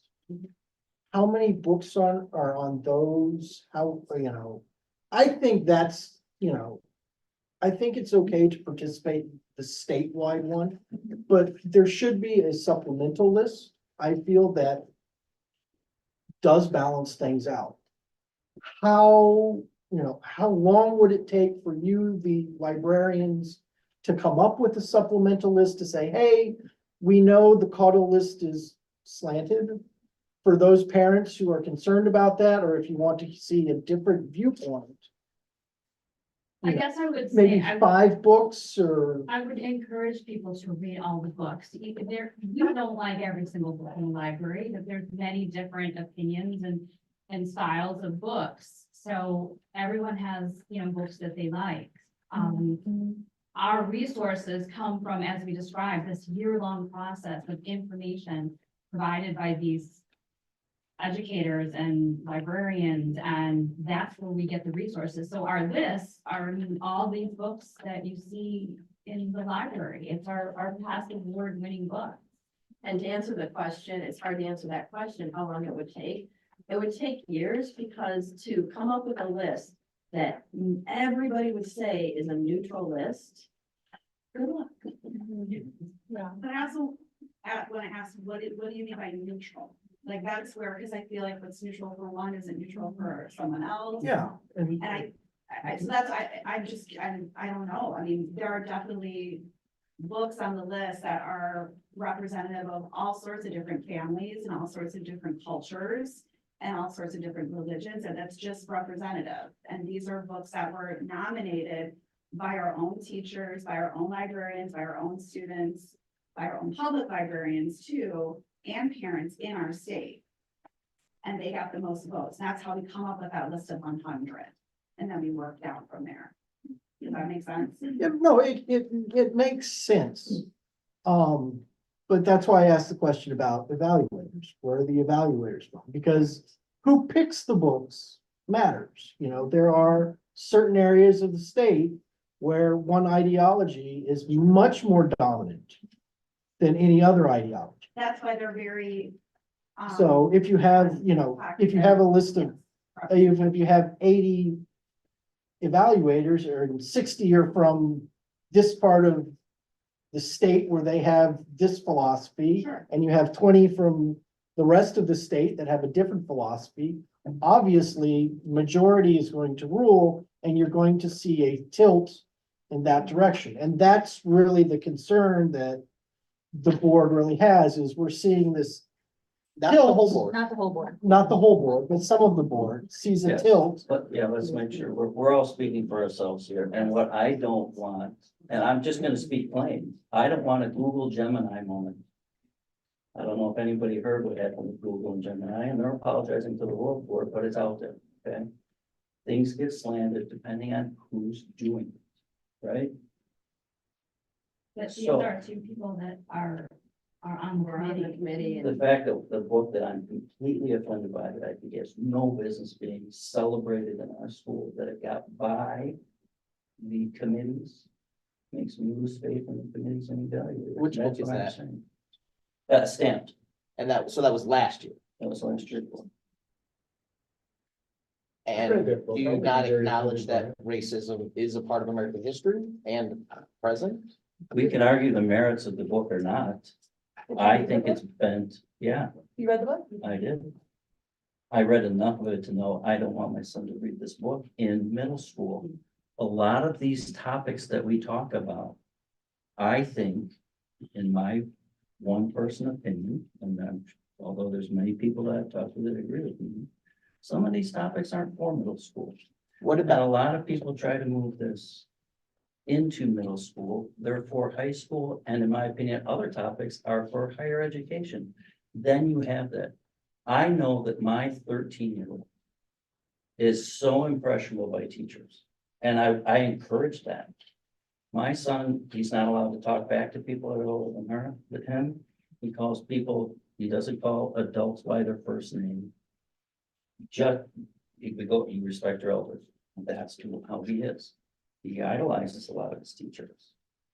And I'm not gonna be there all the time. So I wanna know that our public school is apolitical as much as it can. Be. If we wanna have a list, let's have a list. I don't think we want competing lists. I think we should celebrate reading. But to use in my opinion, and in the opinion of many, is a completely left-leaning list to celebrate reading, in my opinion, is wrong. Now, you say that it's a subject for older kids, racism. But kids who are younger than middle school, kids who are younger than elementary school experience it in their daily lives. Totally agree. And But so we need to why can't celebrate they that in learn a about reading it? list? Is that something we Wouldn't you need to want them to celebrate? be aware and like acknowledge that that's happening and for them to. I talk about racism at home with my son. I don't need a reading list for that. But it's not, but he's just like, again, like mirroring, like maybe he saw someone at school and like, okay, now this character is also experiencing the same thing that child may not have experienced because they weren't the ones that were being told about whatever it was, like. First of all, I don't think there needs to be a message in every book. A book doesn't have to inspire you. A book can just entertain you. I'm gonna admit it here in Right. front of everybody. Some of my favorite books are the Twilight series, okay? I'm not inspired by any of it. My daughter loves it, so I love it. Okay, so that's apolitical, unless maybe you want to pit vampires against werewolves. I saw a hand from a young gentleman. I don't know, I like to hear a young Yeah. voice. Can I stand up? John, I just want to keep We're the not forum. supposed to allow them to walk. We're not doing public comment, and I was talking with you guys because you did. I am totally cool with public comments because I was sitting in your chair and raised my hand and I wasn't allowed to speak. So I'm good with it if the rest of. I would be fine hearing a Anyone young voice on object? the subject. Now, Can you, do I need a time? We usually do 3 minutes. This should be pretty short. Okay. So, my name is Berkeley. I'm alumni from both elementary school and middle school. And, yeah, so I came here because there was stuff about a book and there was this thing I recently heard in English, and we just got done reading A Raisin in the Sun by Lauren Hansberry. And very good book. I love that play. Not going to play, but we watched a TED Talk that she gave about the power of a single story. And it really helped motivate me to see both sides of something. And I think, at least for me personally, there's really not an age that's too young for someone to start seeing both sides. And I know myself, I kind of went into high school only seeing one side, and I quickly got schooled on that. So I think middle school is definitely a great place to start introducing something like that.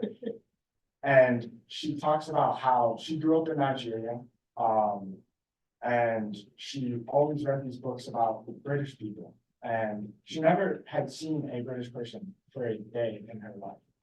And she always thought they wore suspenders, khaki pants, always had an apple, so good day, mom and dad, I'm going to go to school, right? And when she actually got to meet a British person, she was like, this is not how they are. And she never knew that they did any other type of like activity other than their stereotypes. And that was apparent for her because she's Black, Nigerian, and she moves to America. And when she's in America, people are like, oh, you don't have electricity back in Nigeria, or do you know how to cook pizza or a burger? And she's like, yeah, we have those all the time, like I have a washing machine, I have a house just like yours. And so I think it's really important for kids, even if they don't like what they're hearing or what they're seeing, or if bring politics into it, if they're more right wing or left wing, it's still good that they know both sides and they can hear both sides of an argument. And I think it's a really good skill if people can listen to the other side and not get mad at anything they're saying, and they can feel emotion about it. But I think it's really a nice thing if people can understand another subject and they know both sides instead of knowing stereotypes.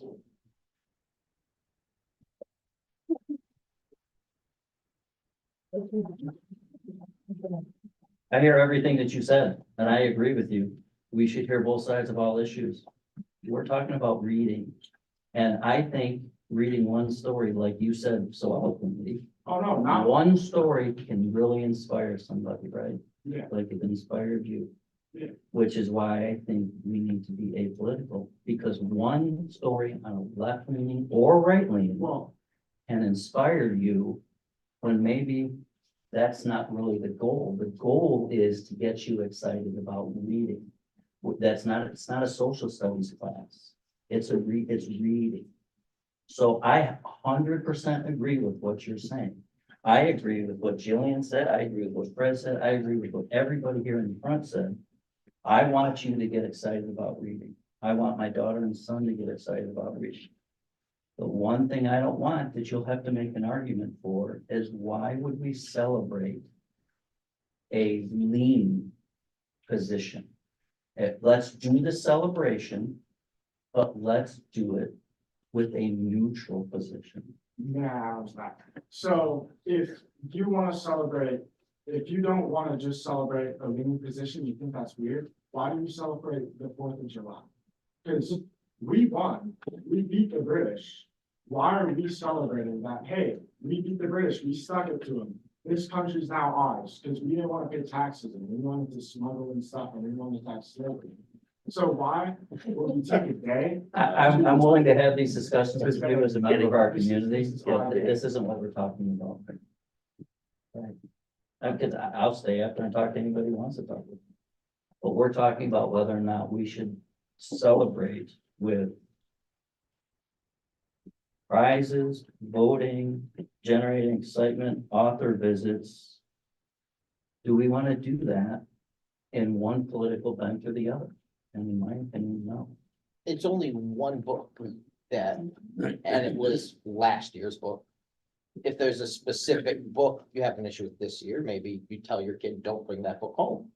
But to punish and to prevent 1,188 other students from experiencing this because you don't like one book on the list is wrong. Well, first of all, just because I don't like something doesn't mean the board's gonna do what I want, okay? So I'm one voice. And I'm certain, I just said, every one of those books should remain in our library. They shouldn't be, you shouldn't be celebrated because you read from a list that has a political bent. And if you can provide an argument as to why we should, you'll win me over, because I have an open mind. But that's the one question you can't answer.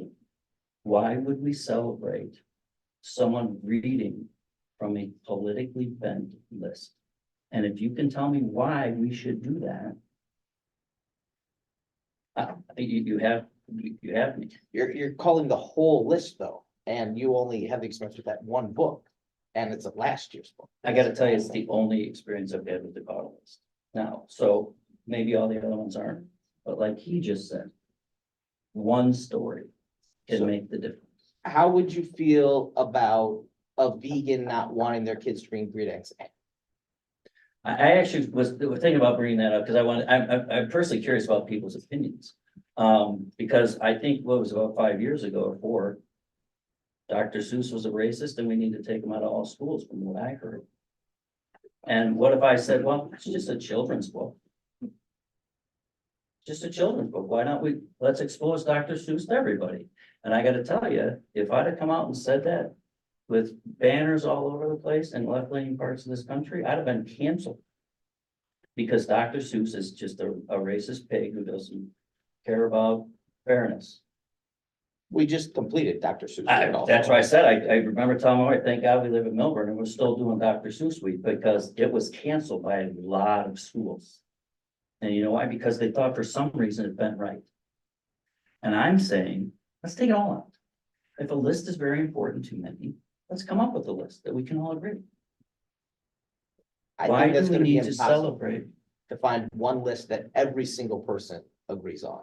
That's why we have a committee of 7 or a board of 7 people, because we all have different views. Well, then I guess in the end, because we're here and we're responsible for this, we would need to come up with a list that the majority of the board agreed.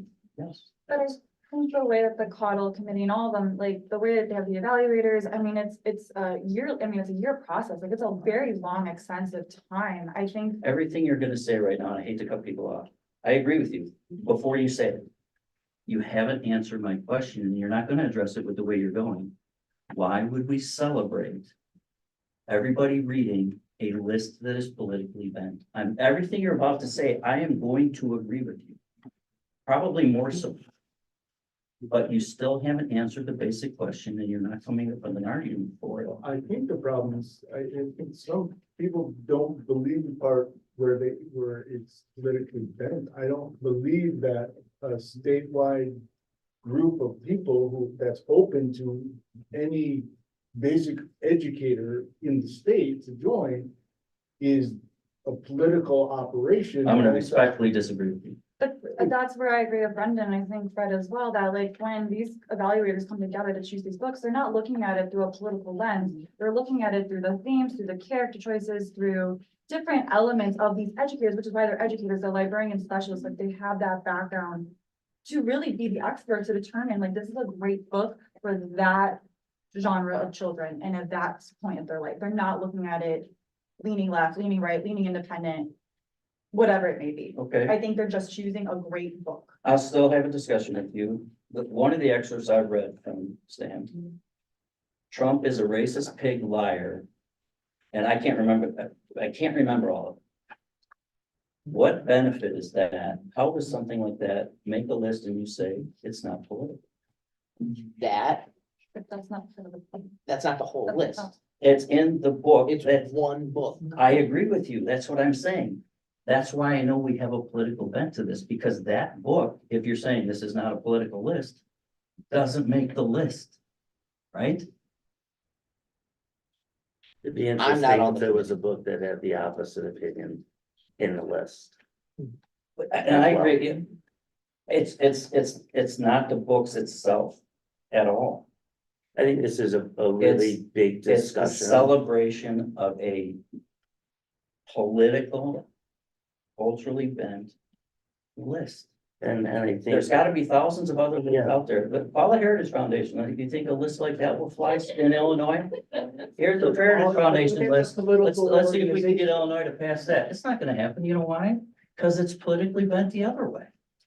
No one's gonna, and we're gonna have the same arguments.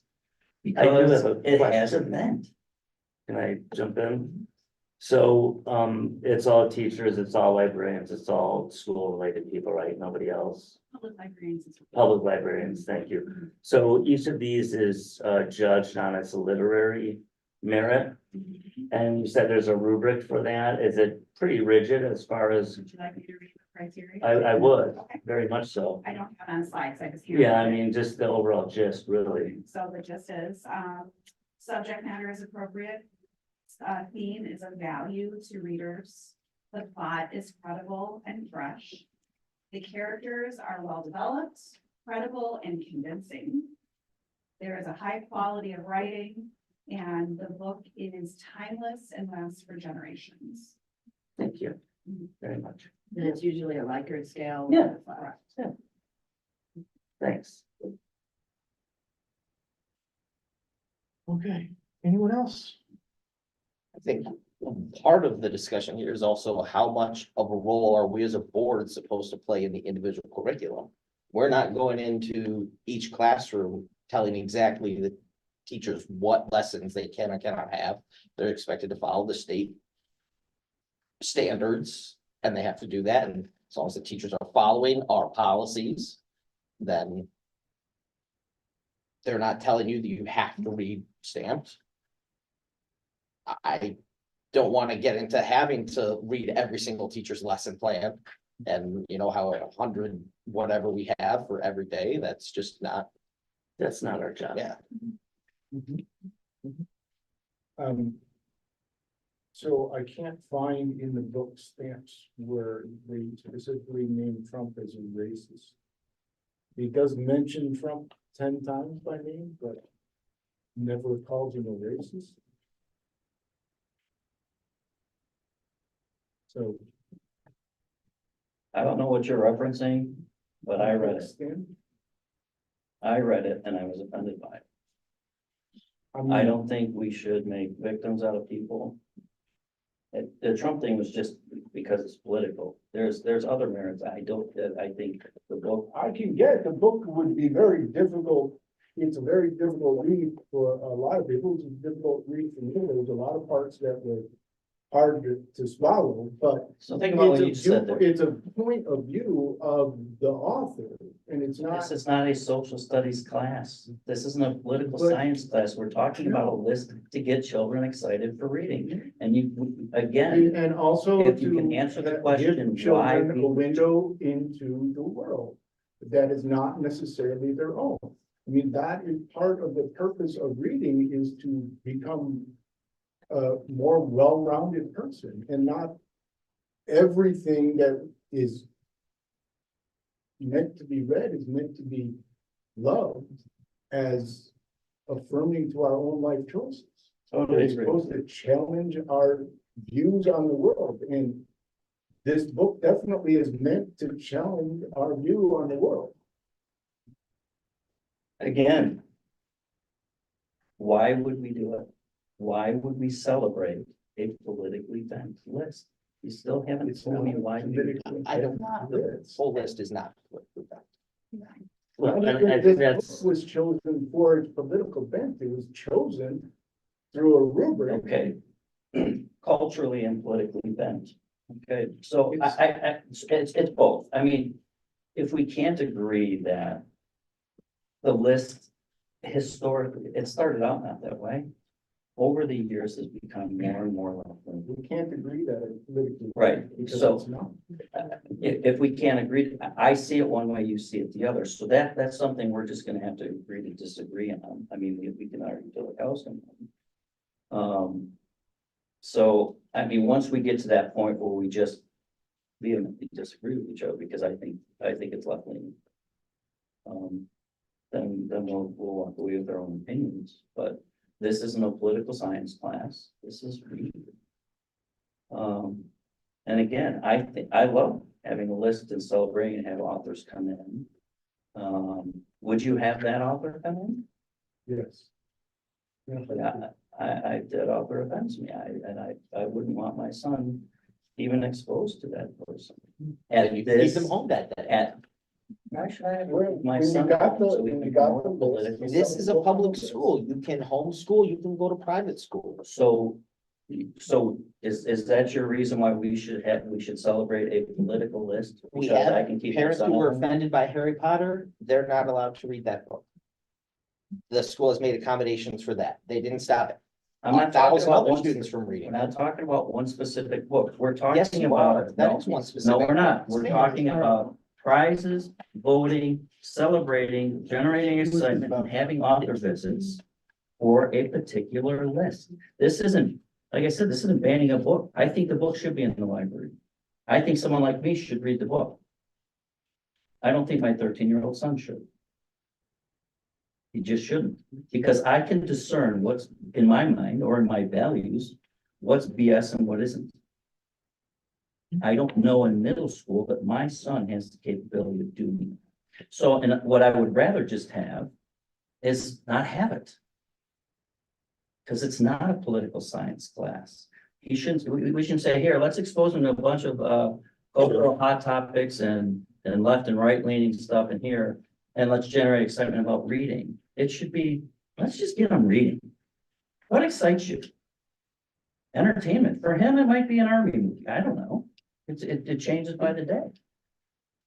But again, we're still going back to the basic question. Everybody wants to bite around the fringes. In my opinion, it's left leaning. If I didn't think it was, then I would agree with you. I'd say, look, it's straight down the middle. It's neutral. Let's keep the list. But I don't think the list is. So I don't think we should be celebrating and again, this isn't right or left. It's one way or the other. I think we shouldn't be doing that. Should we expose our children to topics that are uncomfortable? Yes. Do we need our reading program that's celebrated and promoted to do that? In my opinion, no. There's so many other ways we can do that. We have extracurricular activities that people can, there's certain clubs you can join You can go out and get groups of friends together, whatever you do. But like you just said, this is a public school. Let's keep it apolitical. That's where I see. And if someone could tell me why we would want to do that, Everyone, I would agree. everyone talked out. All right, we're moving on. And again, I don't want to be facing this. It's just. We're moving on. I'm not afraid to Board make my policy opinion. I want to be 460. transparent. Moving forward. Okay, so we have a board policy 460. It covers purchases and contracts. There was an adjustment or a change made to the Illinois State Code for this policy, or an update made to the state law. So essentially, up until recently, there was a competitive bid threshold of $25,000. So for services, for goods, I'm somewhat sad that whenever we start talking about financial stuff. Everybody left, they don't care about your financial stuff. I'm just kidding. Anyway, so the bid threshold for goods and services and contracting work used to be $25,000. The state law changed to $35,000. So at the next board meeting, Dr. Lind and I are asking the board to approve updating board policy 460 purchases and contracts to update the competitive bid threshold from $25,000 to $35,000. Essentially, I'm sure the state raised it just because of inflation, cost of rising labor costs, things like that. The next one, disposal of property. Again, I'm just putting this out there because this is tied to board policy 480 accounting and audits. But our amazing director of buildings and grounds, Tim Smith, he is on a mission to declutter. So we have not a lot of real estate here when it comes to storage in both buildings. We have a lot of stuff just piling up in different storage rooms and some classrooms that are not used. Nothing's really of value. So what this board policy 480 accounting and audits says is essentially if there are things that are not of value, Dr. Linder, is it delegate or designee? Can just let you know that we're going to get rid of it. Now, if it was something of value, like a building or a chunk of property, we would have to go through a very formal process, a resolution, the board would agree to it, attorneys would be involved. But what we're finding is we have a lot of things like old office supplies that were donated to the school that no one uses, or a surplus of older desks and chairs, which will keep some of them in case we get some new students, but a lot of them are just taking up extra space. So for these bulkier things like desks and chairs, I'm going to try to sell them, probably through the IASBO, Illinois Association of School Board Officials peer-to-peer website. But what I'm seeing, this is where the business managers in Illinois basically have a message board, if you will. What I'm seeing for things like that, desks and chairs, things not of a lot of value, they're basically donating them to other school districts. This year, we actually got some circle tables that Jake wanted at the middle school. One of our neighboring school districts was giving their lunch tables away. We got those for free. If we can't get money for these desks and chairs, there's only a couple hundred of them. I'm going to just offer them up on peer-to-peer so that we can start decluttering these spaces. If it turns out as we're going through this process of looking through these classrooms, and it's not like all the classrooms where the teachers are, but empty classrooms, empty storage rooms that are filled with things, that there's enough to warrant a garage sale, which is a lot of work, not just when we do it at home, but even bigger at school, would require overtime. If it's worth growing a garage sale or having a garage sale, we would do that in the first week of June, but we're really going to start decluttering these rooms over the next couple of weeks. So it's just a heads up. Nothing's of a lot of value. Again, the bigger things are maybe some student desks or chairs, but what I'm seeing, if people are selling those, it's for like $1 a piece, which Just don't need them. yeah. Don't even bother. Okay. I mean, if it's that, I mean, that's my opinion. If you're gonna net $25, the hassle is more than, I mean, Right. just don't need them to somebody who needs them. Yeah, we can easily do that. You need them? I think, it will, it might be an I opportunity. got stuff from my basement, you can. We still have VCRs. We do, don't- we it's on deliver. the list. It's stuff that's very outdated like that. Yes, VCRs are on the list. It might be an opportunity, I don't know, like a middle school kid to have them post the things on, Facebook Marketplace or something like that. It could be a learning experience. I don't know, maybe like a business club or something, maybe you can sponsor a business club. I'm not trying to give you more, but that could be of use to. So what I do know though is I need to offer it out to certain public groups. So I can do it through IASBO because it's going out to other school districts. So that would be probably my first attempt, especially to get rid of these bulky things, desks and chairs. The smaller things, and I've been reaching out to different business managers to brainstorm, how does this work? What do you guys do? I don't know if we don't have a Facebook account for the district either. I don't know if I'd be comfortable having kids. Well, it's just one Yeah, marketplace. it's a good, Yeah. it's a good idea, but, maybe, But there's a possibility that some of this equipment could be left out by the dumpster. right? And if someone were to come and take it, Curb alert, yeah, Right. do a curb alert, there's a whole bunch of stuff here. it would not Come be by, I appropriate. mean, flashing sign. yeah, That strap. Just make sure the don't trucks take all and of the it down. converters are parked far. Yeah. We'll recycle the things that we can, and try to not just throw things in a dumpster. But anyway, the point of this is just to say heads up, so that I'm following board policy 480 accounting and audits.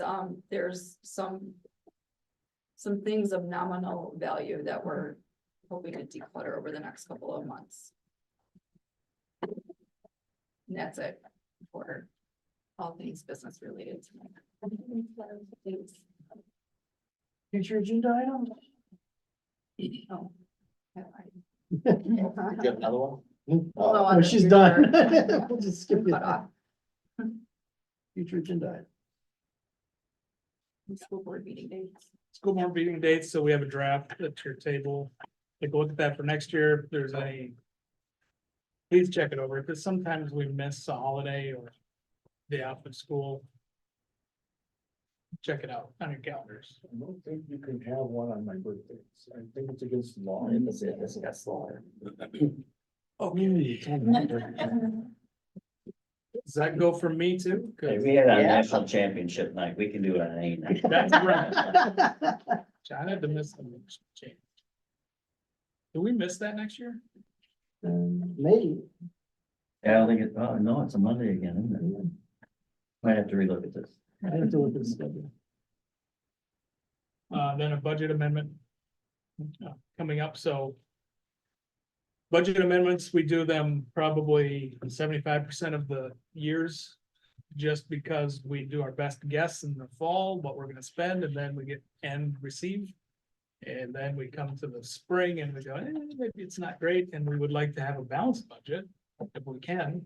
So that's when we adjust based on our revenues and put things in the right buckets. And if it's significant, if it's not significant, we don't do a full amendment because it's a big process and a lot of work, but this year it's significant enough that we need to move money around in order to balance the books. It's good to have choices, I guess. Yep, and it's primarily related to, we got more revenue again this year. We're doing that iPad lease, some bigger purchases like that. So we're gonna put those numbers into the budget, so it's more accurate.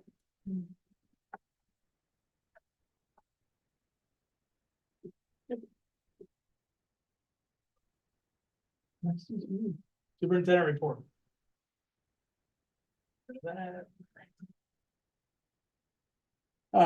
Wednesday night, we have our Lake County Board dinner. Is anybody, Fred, me? I'm sorry, I missed what you said. The board dinner is when? This Wednesday night is the Lake County dinner.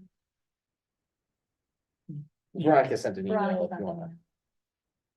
I didn't, You didn't sign up. You're not. yeah, okay. Yes, You're good. I'm not missing something. You missed the deadline. You're good. And we have a meeting next Monday, right? So. Busy. busy board week. That's it for now. All right, business reports done. Board report. We had another of the Illinois Association of School Boards legislator advocacy, that's a big long thing. Just talking more about, like Jason sends out a lot of the issues we talked about. Like requiring 3-point harnesses in school buses, new purchases, but we don't own the buses, so some of those things are moved. And it's a whole K-12 thing, which we don't, 9+, we don't need to worry about.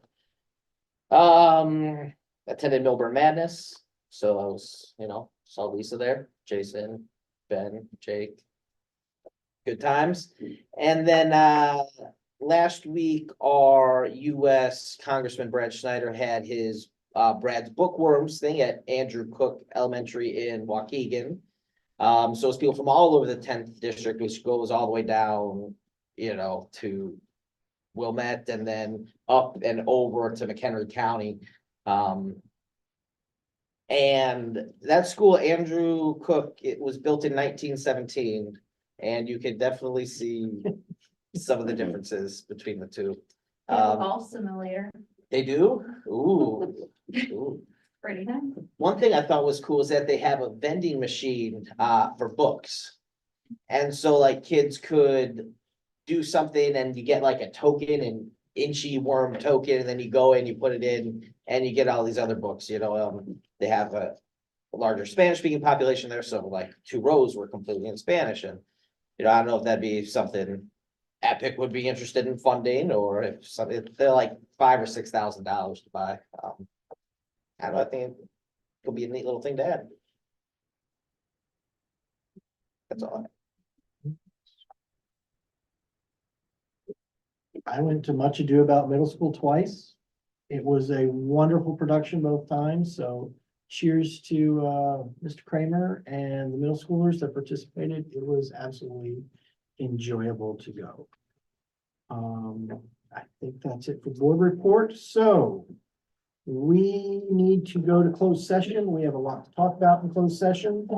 I'm looking for a motion to go to closed session to discuss item 1, the appointment, employment, compensation, discipline, performance, or dismissal of specific employees, specific individuals who serve as independent contractors in a park, recreational, or educational setting, or specific volunteers of the public body or legal counsel for the public body, including hearing testimony on a complaint lodged against an employee, a specific individual who serves as an independent contractor in a park, recreational, or educational setting, or a volunteer of the public body, or against legal counsel for the public body to determine its validity. However, a meeting to consider an increase in compensation to a specific employee of a public body that is subject to the Local Government Wage Increase Transparency Act may not be closed and shall be open to the public and posted and held in accordance with this Act 5 ILCS 120-2